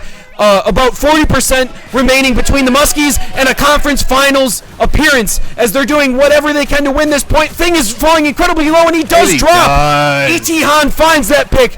2 ultimates make that almost 3 for the side of the Muskies as W Boys is getting dangerously close to that all 6 of theirs. But 6 ultimates on the side of Cornell. If Lakeland can somehow win this fight, it'll be match point conference finals bid for the Muskies, but they have to withstand a 6-team ultimate here as the Mantis is going to pop, and here comes the W key. Etienne's going to try to find something, but it does get blocked. And the thing is pushing incredibly far forward. Gator Fan finds Soren. W Boys trades it on, but here comes the Rocket revive. They are going to be able to trade that over. Happy Boy takes out Etienne, and W Boys is going to fall as well. This is looking so dire for the Muskies as they just have to do what they can to stay alive, but there's no Strange in this game. There's no Portal. I don't think they're going to be able... Oh, actually, sorry. I'm so silly. We are at 99%. They're only at 56. The Muskies are fine. Everybody hold. Hold your breath. Everybody hold. We are fine. There's at least one more fight here to be had for the Muskies. Cornell did invest 3 ultimates there, and the Muskies are going to be able to come up on a few key ults. Watch Soren here when he gets his ultimate. If he can find a crucial fight, that might just be all the Muskies need to punch their ticket to the finals. What can they do? Panda Tots is the only one with an ultimate available. Here comes the clobbering time. Is the Sue ult going to be invested to counter, but I don't even think they need it. There's just not even enough damage there from Cornell to even invest the Sue ultimate, as we're getting so close to so many ultimates on the side of the Muskies. Sue ultimate invested, and Yeti just dropped. They're just going to try to take point as Witchings finds Elsa. 1 falls. Here comes the Mag ultimate. Is he going to find anybody? Soren is incredibly low, and he does fall. 3 fall for the side of the Muskies. They weren't able to get those ultimates off. W Boy's doing what he can to keep his tanks alive, but there's just too much damage from the side of Cornell. The Muskies they had a chance. They just weren't able to stay together. Overtime is popped. Game 4 to Cornell. We are heading to a Game 5. And that was a 99-100. the Muskies had an opportunity there. They were able to get the pick on to the Elsa. Soren had his ultimate up, but was just getting chased down by that thing. If he was able to find an angle and maybe get a pick, that fight would have been won. But that rocket, again, just proving to be so crucial for Cornell. Those rocket revives, Lakeland would find a pick and just not be able to create anything else after that, because that person would just be up right away for the side of Cornell, and he earns himself an MVP on that rocket. Now the Muskies, again, heading into another map 5. They've been here time and time again. They have been the most battle-tested team in this bracket, in my opinion, in terms of pushing themselves to the limit in these series. So, although I'd like them to win that game 4, the Muskies are comfortable in these waters. We're going to have to see what they can do heading into game 5. But I think we are going to hop to a quick break, allow the teams to decompress just a little bit, allow us to take a breather as well. We will be back with Game 5, the final best of one here, to see who's heading to the finals and who's heading to the third place match. Don't go anywhere. We will be right back.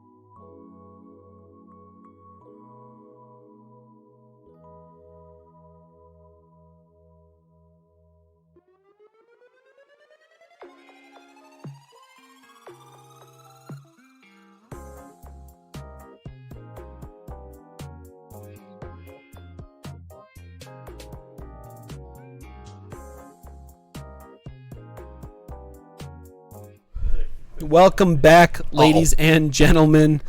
Game 5. Head into Game 5. Win or go home. Not necessarily. It's win in either finals or third place, but very, very important, pivotal Game 5 here for both squads. We're going to be heading to Convergence, a game mode that the Muskies have been struggling with a little bit. So we're going to see if they can change that coming into this map. It looks like there is a side change as well. Cornell's going to be on the blue side this time for the first time all series, and Lakeland on that red side. Magneto ban right away for the Muskies as Loki gets banned from the side of Cornell, and there's that Daredevil save. It's been banned in every single series or every single map so far, so Forgetful will finally get his hands on that Daredevil. We'll see what he can do. But what can the Muskies do here? They're getting rid of that Magneto. They thought it to be an issue. So we're going to see if they can create any sort of advantage. I know Witchings is just wishing he could get his hands on that Loki. Oh, yeah. But he proves himself usually in map 1 and then team snap ban it the rest of the game. Yeah, it's... There's the Punisher save for the side of the Muskies. Just getting rid of Magneto, just giving Punisher a free game, really. And that's honestly W-Boy's probably most comfortable champion or hero. He plays very well whenever he locks in that Punisher. Gambit ban from the side of the Muskies as well.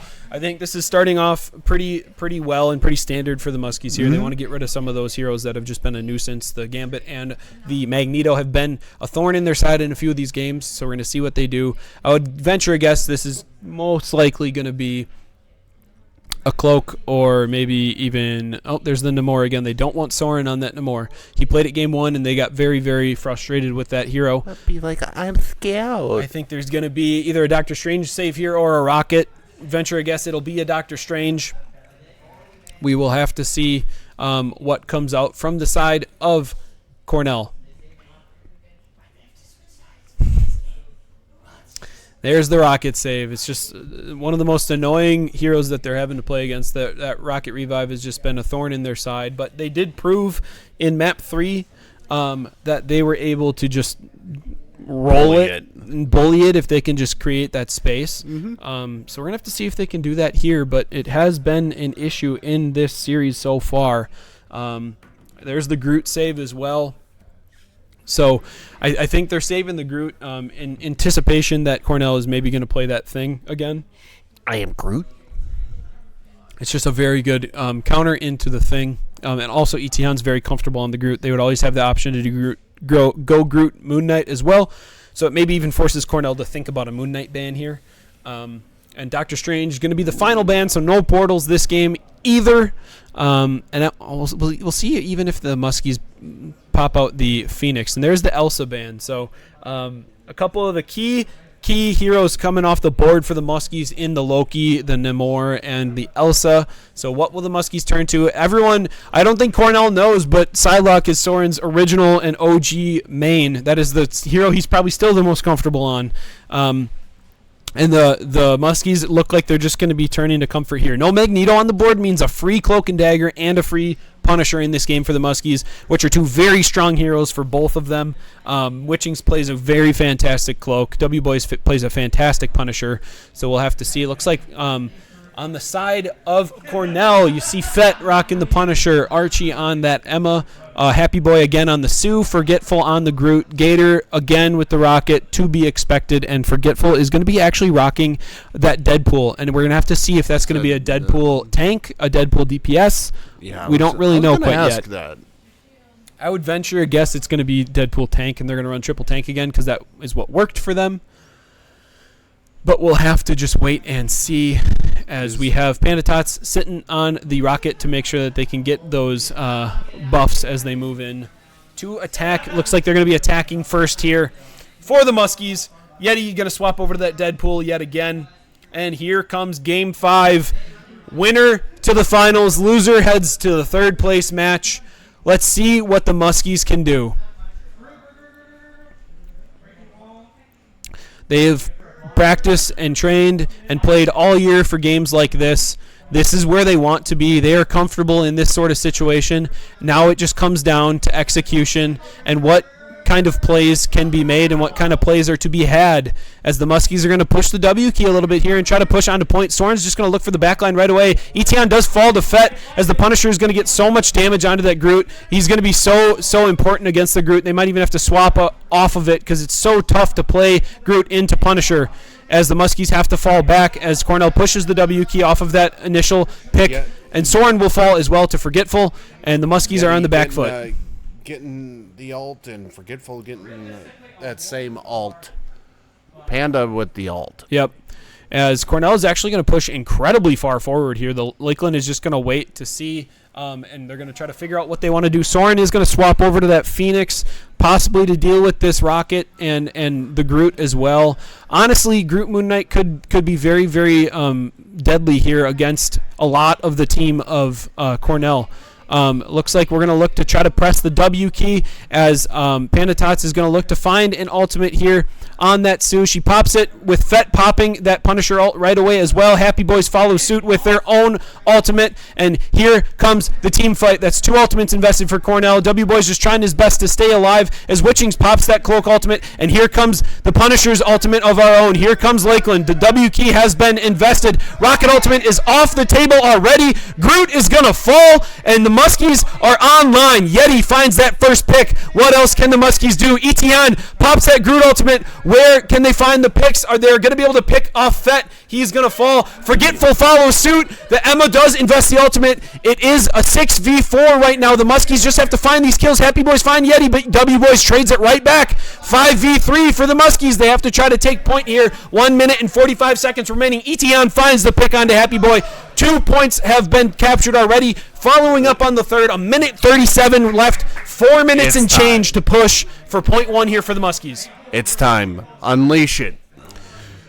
They have to just continue to play their game. They have to play together. They have to keep communication strong. The Muskies have an opportunity to punch their ticket to the conference finals here, but it will come off the back of perfect play because these teams are so evenly matched. That Groot is so incredibly low, but the Iron Wall keeps him alive. A blind coming down the corridor. No one's going to be able to see on the side of Cornell as Lakeland is continually pushing this cart forward. 3 minutes and 30 seconds remaining in their first push here for point 1.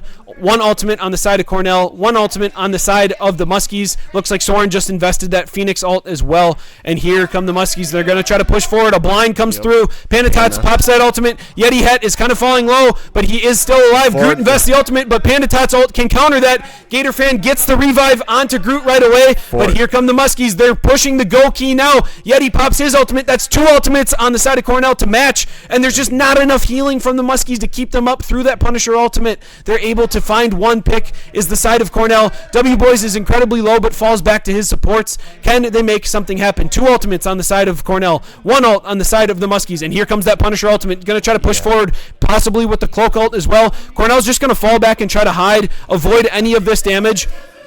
They might even just look to wrap around entirely here. As here comes Cornell. They're going to fall back onto that staircase. Etienne finds a Groot ult. Can they find any of the picks? Forgetful is falling incredibly low, but does live through that damage. Witchings is still sitting on that Cloak ultimate, and here comes Forgetful in the backline. The Deadpool ult is invested. W Boys falls incredibly low. He is going to need help from his supports. There's so much pressure on that backline, but Witchings does invest that ultimate. Here comes the W key from the Muskies. A massive blind from Witchings as the Muskies push forward even further. Gator Fan, invest that Rocket ultimate. Another blind coming in from the side of the Muskies. That Deadpool is in the backline of the Muskies, just causing so much problems. Fett finds the kill onto Yeti. Advantage Cornell. Forgetful finds W Boys. It looks like the Muskies are going to be on the back foot in this fight. 1 minute and 55 seconds remaining. They are so close to point 2 here, but they're going to have to retreat and regroup.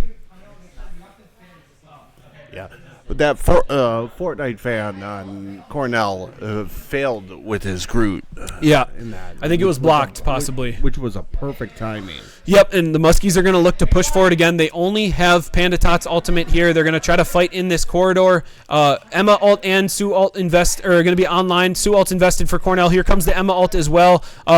Lakeland has to do what they can to stay alive in this fight. Their Rocket revive comes out onto the Groot yet again.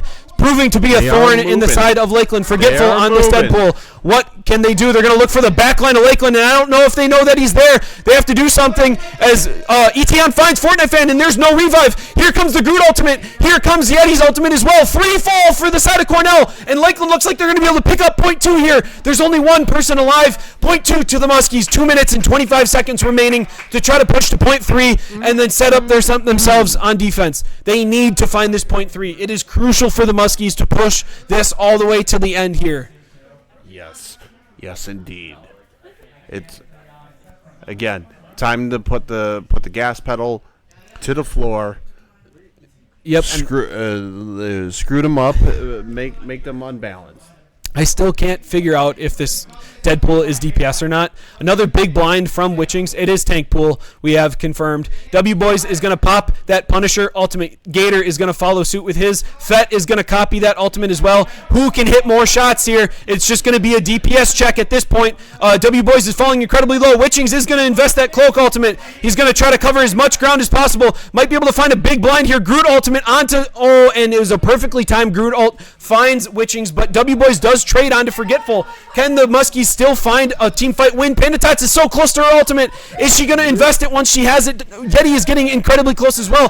Panda Tots does invest that ultimate. The pull in. Groot falls low and he's going to die. Panda Tots is still pushing forward. Here comes that Deadpool ultimate. The Sioux ultimate is still online for Cornell, so they do have that in their back pocket. Lakeland is just taking as much space as they can. 1 minute and 10 seconds remaining on this push. Etion finds the Groot ultimate. That was really big, but the Emma ult and Sioux ult are going to be able to counteract that. 2 fall for the Muskies. At the very least, they're able to get those 2 ultimates out from Cornell. But team fight win for Cornell. They got about maybe, 25, 30 meters to push for the Muskies here, and only 50 seconds remaining. Yeah, time. Just regroup. Think of the true plan. Push forward. Yeah, no support ults for the side of Lakeland. That is going to cause maybe some issues. They're going to really have to try to farm Panda Tots and Witching's ultimate as GatorFan is sitting on his. What can the Muskies do? Can they find a crucial pick early to maybe create some space here? 27 seconds and counting. W Boys pops Punisher ult yet again. He is a punny ult machine. They're just feeding him these ultimates. Fett is going to follow suit and copy his as well. They're just going to ult and then hide, but Fett actually finds W Boys, and they also get the rocket revive onto Forgetful. Yeti falls as well. This is going to be probably the end of this push for the Muskies. 6 seconds remaining. They have to try to touch. I don't think they do. I don't think they have a touch available. And all the Muskies will get is second point, close to third. Muskies have to stand on their head now. Mm-hmm. It's all up to that. They have to copy their first defense on map 3 on Yizgard and just stand on their head and hold them here. This game is by all means not over for the Muskies. That was a great push. Not able to get to that third point, but that doesn't matter if they can hold them here. Was it showing Soren having 0%? Yeah, it was. I think that was a bug. We can't select him. He doesn't. If you do a full 360, once. Yeah, so it looks like Soren's was kind of bugged in the spectator where we could not go on him at all in that fight. So we didn't know whenever he was ulting. We didn't know. We couldn't even spectate him. So unfortunately not able to get that Phoenix POV. $1 million company. Yeah. So we're going to have to see what Lakeland can do. One defense stands in the way of Lakeland in a conference finals, or will they be playing ISU in the third place game? What can they do? Soren is going to hop over to the Star-Lord. I like this a lot, just trying to create any sort of advantage for the Muskies here. Never mind, he's back on the Phoenix. When you say ISU, you mean Iowa State? Illinois State. Illinois State, okay. Yep. ISU awaits the loser of this series. Minnesota Mavericks await the winner of this series. Who can punch their ticket to the conference finals? Forgetful on the patented Daredevil. He's been waiting to get this. He actually swaps to the Wolverine. This could be very, very dangerous for the Muskies, especially with a Groot in play and a Deadpool. Wolverine will cut them to shreds. Let's see what the Muskies do. Let's see how they adapt to these changes.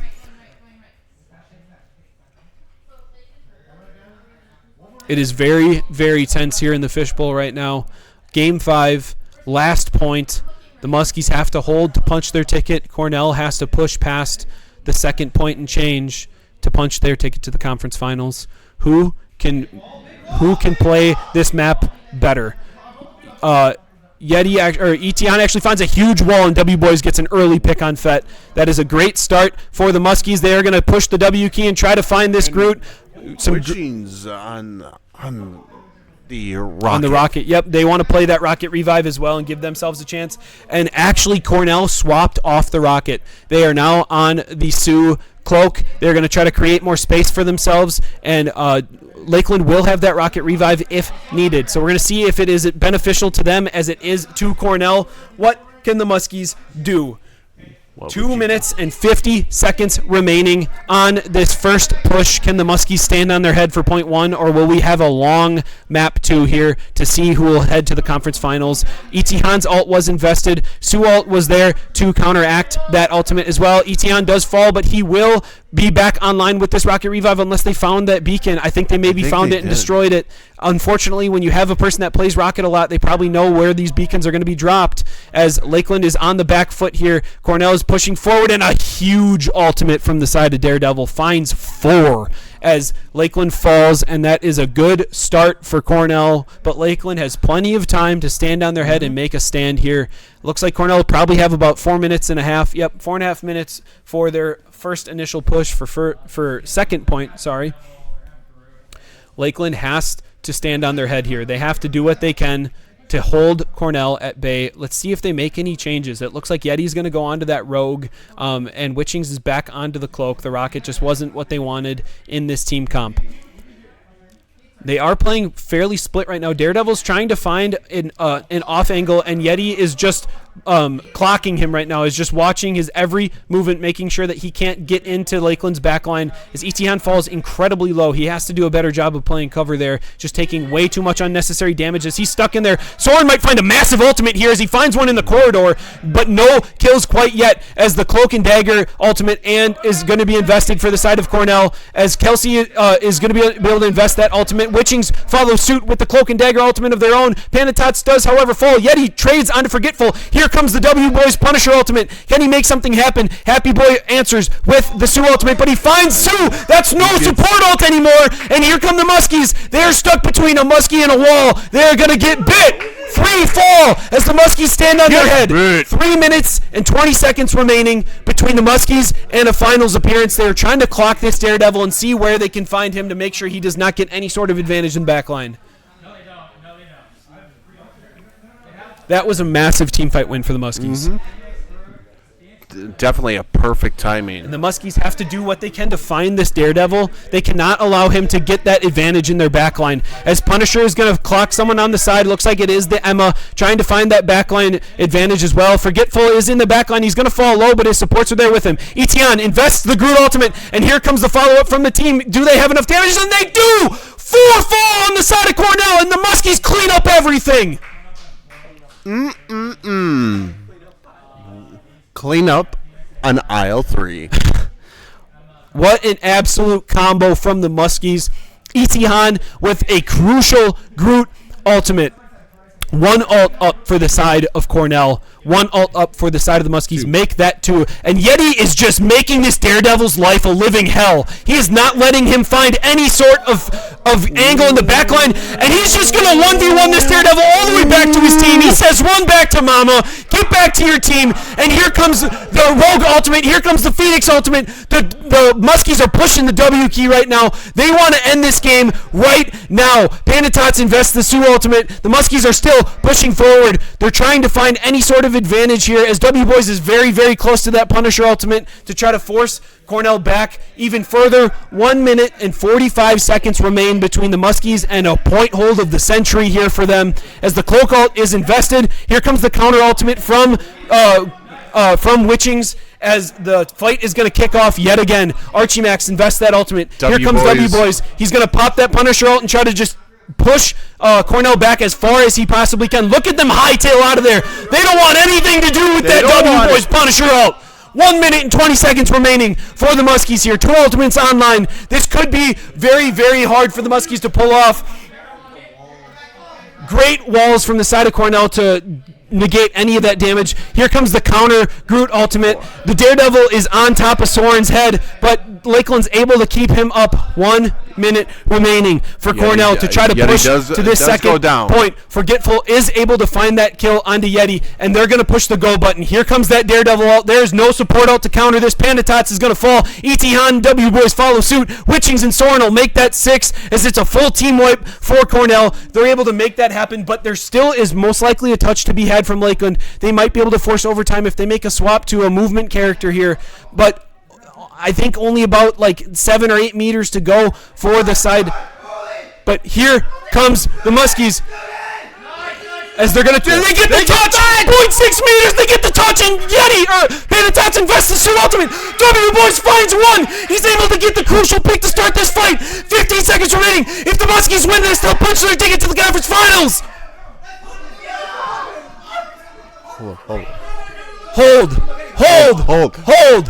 5 seconds remaining. The Muskies have to find these crucial picks to make this fight happen. Witchings is incredibly low. He's going to fall. That's 3 kills for the side of Cornell. And Cornell's going to be able to fight their way back into this as Happy Boys invests the Sioux Ultimate as well. Overtime is popped, but they're going to be able to push. But a great hold from the Muskies. That's only a minute and a half remaining for Cornell. If the Muskies can win 1, maybe 2 more fights, they will send themselves to the finals. Just a crucial ultimate from the side of Fett on that Phoenix to clean that fight up, or the Muskies would be heading to the conference finals. 1 minute and 10 seconds remaining between a conference finals appearance or a date with ISU in the 3rd place game for the Muskies. What are we made of? Yeti with ultimate. Witchings is going to have ultimate. Soren's going to have ultimate as well. For no ultimates on the side of Cornell, they invested everything in that last fight. And here comes Yeti. Here's the rogue ultimate in the back line. He's going to find 1. He's going to find 2. 1 falls for the side of Lakeland as Forgetful is able to find 2 in the back line. He actually finds 3. Yeti finally trades onto, but this Daredevil is doing so much work for the side of Cornell. Lakeland has to kill him, and they do find him. Soren is able to get that trade, and the Muskies are going to try their best to hold here. They still have 2 ultimates up to Cornell's nothing. If they can just hold here and win 1 more fight, this game will be over. Witchings just has to get back to this fight with Cloak, and he cannot get hit by the Groot ult. If he gets hit by Groot ult, it is game over for the Muskies. He has to be able to find that angle, and here comes the Lakeland Groot ult. It found the back line. Here come the Muskies. They find 2. That's 5. That's all 6. 10 seconds remaining. The Muskies just have to hold space, and they will head to the conference finals. 5, 4, 3, 2, 1. The Lakeland Muskies are heading to the conference finals.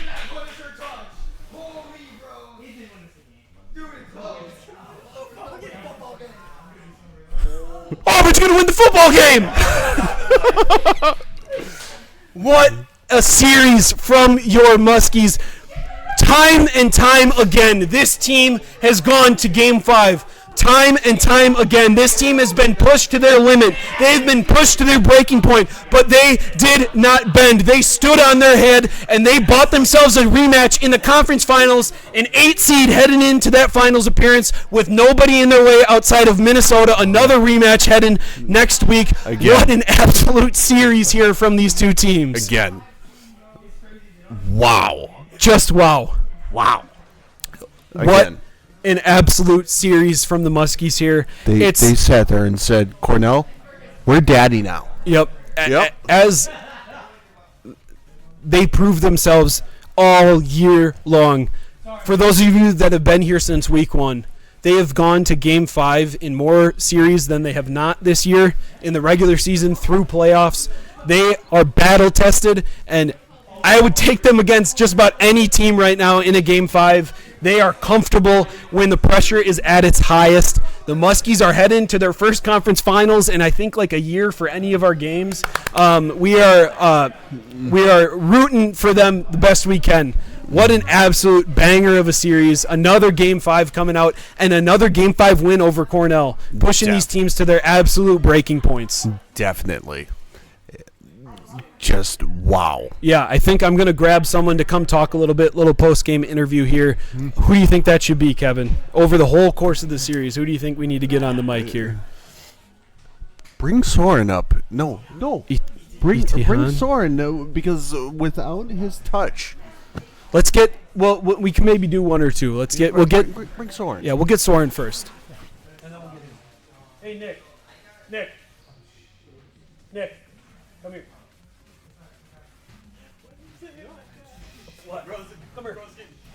No, he's not. He's gonna snake it. I can't.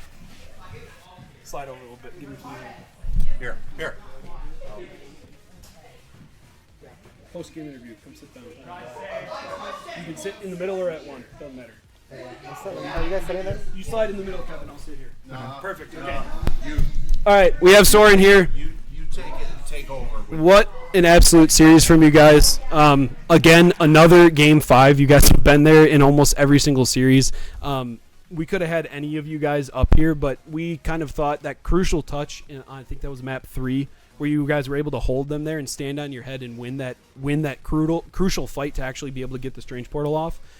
What's going through your mind in that Game 5 there? I mean, like, you guys all played incredibly well, but what's going through your mind in that Game 5 when you guys are trying to hold that last point? I think there's a few situations in which, myself slightly included, where we started to panic a little bit. Maybe not from like a bad thing because we were doing good, but we started overheating because we thought we had it at the end there. When they got that, we were holding at that last push. Caden got a crazy zip line in. 6 meters on that touch. We should have won that there. We died to like no ults. We just got shredded because we tried running through a CD ult and we didn't kill her when it was open, which realistically, if we timed that, called that a little bit better, would have been dead there. But yeah, if you called that out better, but again, in that high pressure of a situation, it is hard for that to happen. Yeah, I think a lot of it is by Game 5. I guess it's the kind of a thing that's beautiful about Rivals is at least in this ban system, is the bans kept changing over the maps. We have a amazing friend of mine who has coached some tier 1 teams that hopped in today named Yoki. He did a really, really good job at just talking to me between games and stuff and giving us ideas of how to change that pick ban up and kind of pointing out the big flaws, which I honest to God do not know if we would have recognized. Yeah. Stuff like deciding, it was partially on us, but just deciding to ban that Magneto out Game 5 because that character single-handedly was holding them together. And made it a lot easier for us, letting the DD through, recognizing that we beat the DD before and we could do it again. Just overall, a lot of comp swaps from us. I'm very proud of the team. We kept our morals high, and realistically, the only times I think we ended up losing is because we didn't swap quick enough. The times we did, which is very new for us, we're not very good at that, it showed that we were able to take these fights, and with the other team, you could see they weren't doing it. We would counter into them, and they'd run that comp into us for an entire map and lose. And that map 3 was really nice. The communication between the sports stuff was really good today. I'm glad I was able to get that last second touch. Kelsey did a really good job at on our attack, shielding me, calming that I could walk in. I got shielded. I was able to get both their support players because they're playing in a really weird position.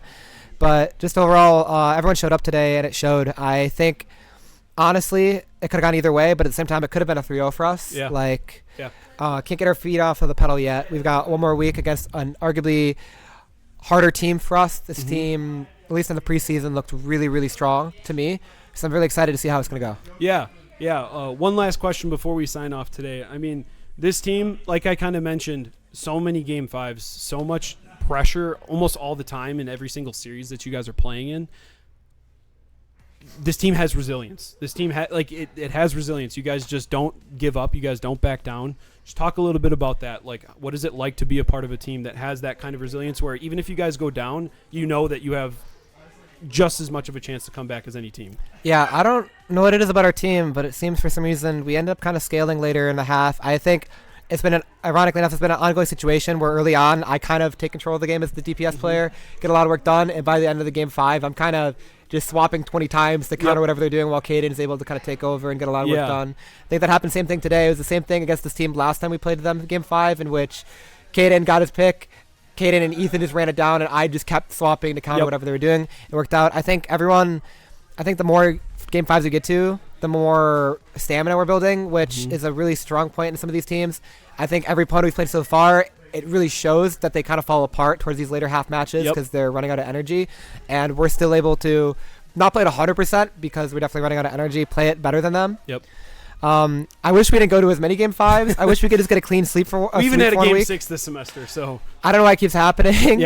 But I think it's a testament to how well the NECC actually set up this division, though. Just so many teams that are so closely matched. I mean, like you said, this could have been a 3-0 for us, it also easily, like, if a couple mistakes here and there, could have been a 3-0 for them. Like, our teams are so evenly matched, but you guys have just proven that you are more battle-tested, and you guys are more comfortable in uncomfortable situations. And that's what's made you guys so successful, in my opinion at least, through this run in the playoffs. I agree. We're definitely getting a lot better at realizing that even if we're not the best at something, that changing to it isn't a bad idea. Yep. Realistically, I also want to point out, I think realistically it should have been go over at game 4. We had a really bad miscommunication play that we were up like 3 ults on them. We had a invis ult and like 2 others. Like my ult was online, and we dropped down a little bit early and caused them to panic. And their Think player, I don't know if they just told this dude, like, we've done this, we've told Ethan to do this before, we just like just sick him on him like a rabid dog. And this Thing player just chased me down all game, like nipping at my heels. So I couldn't do anything. Which when I'm the Elsa player, that realistically is the carry.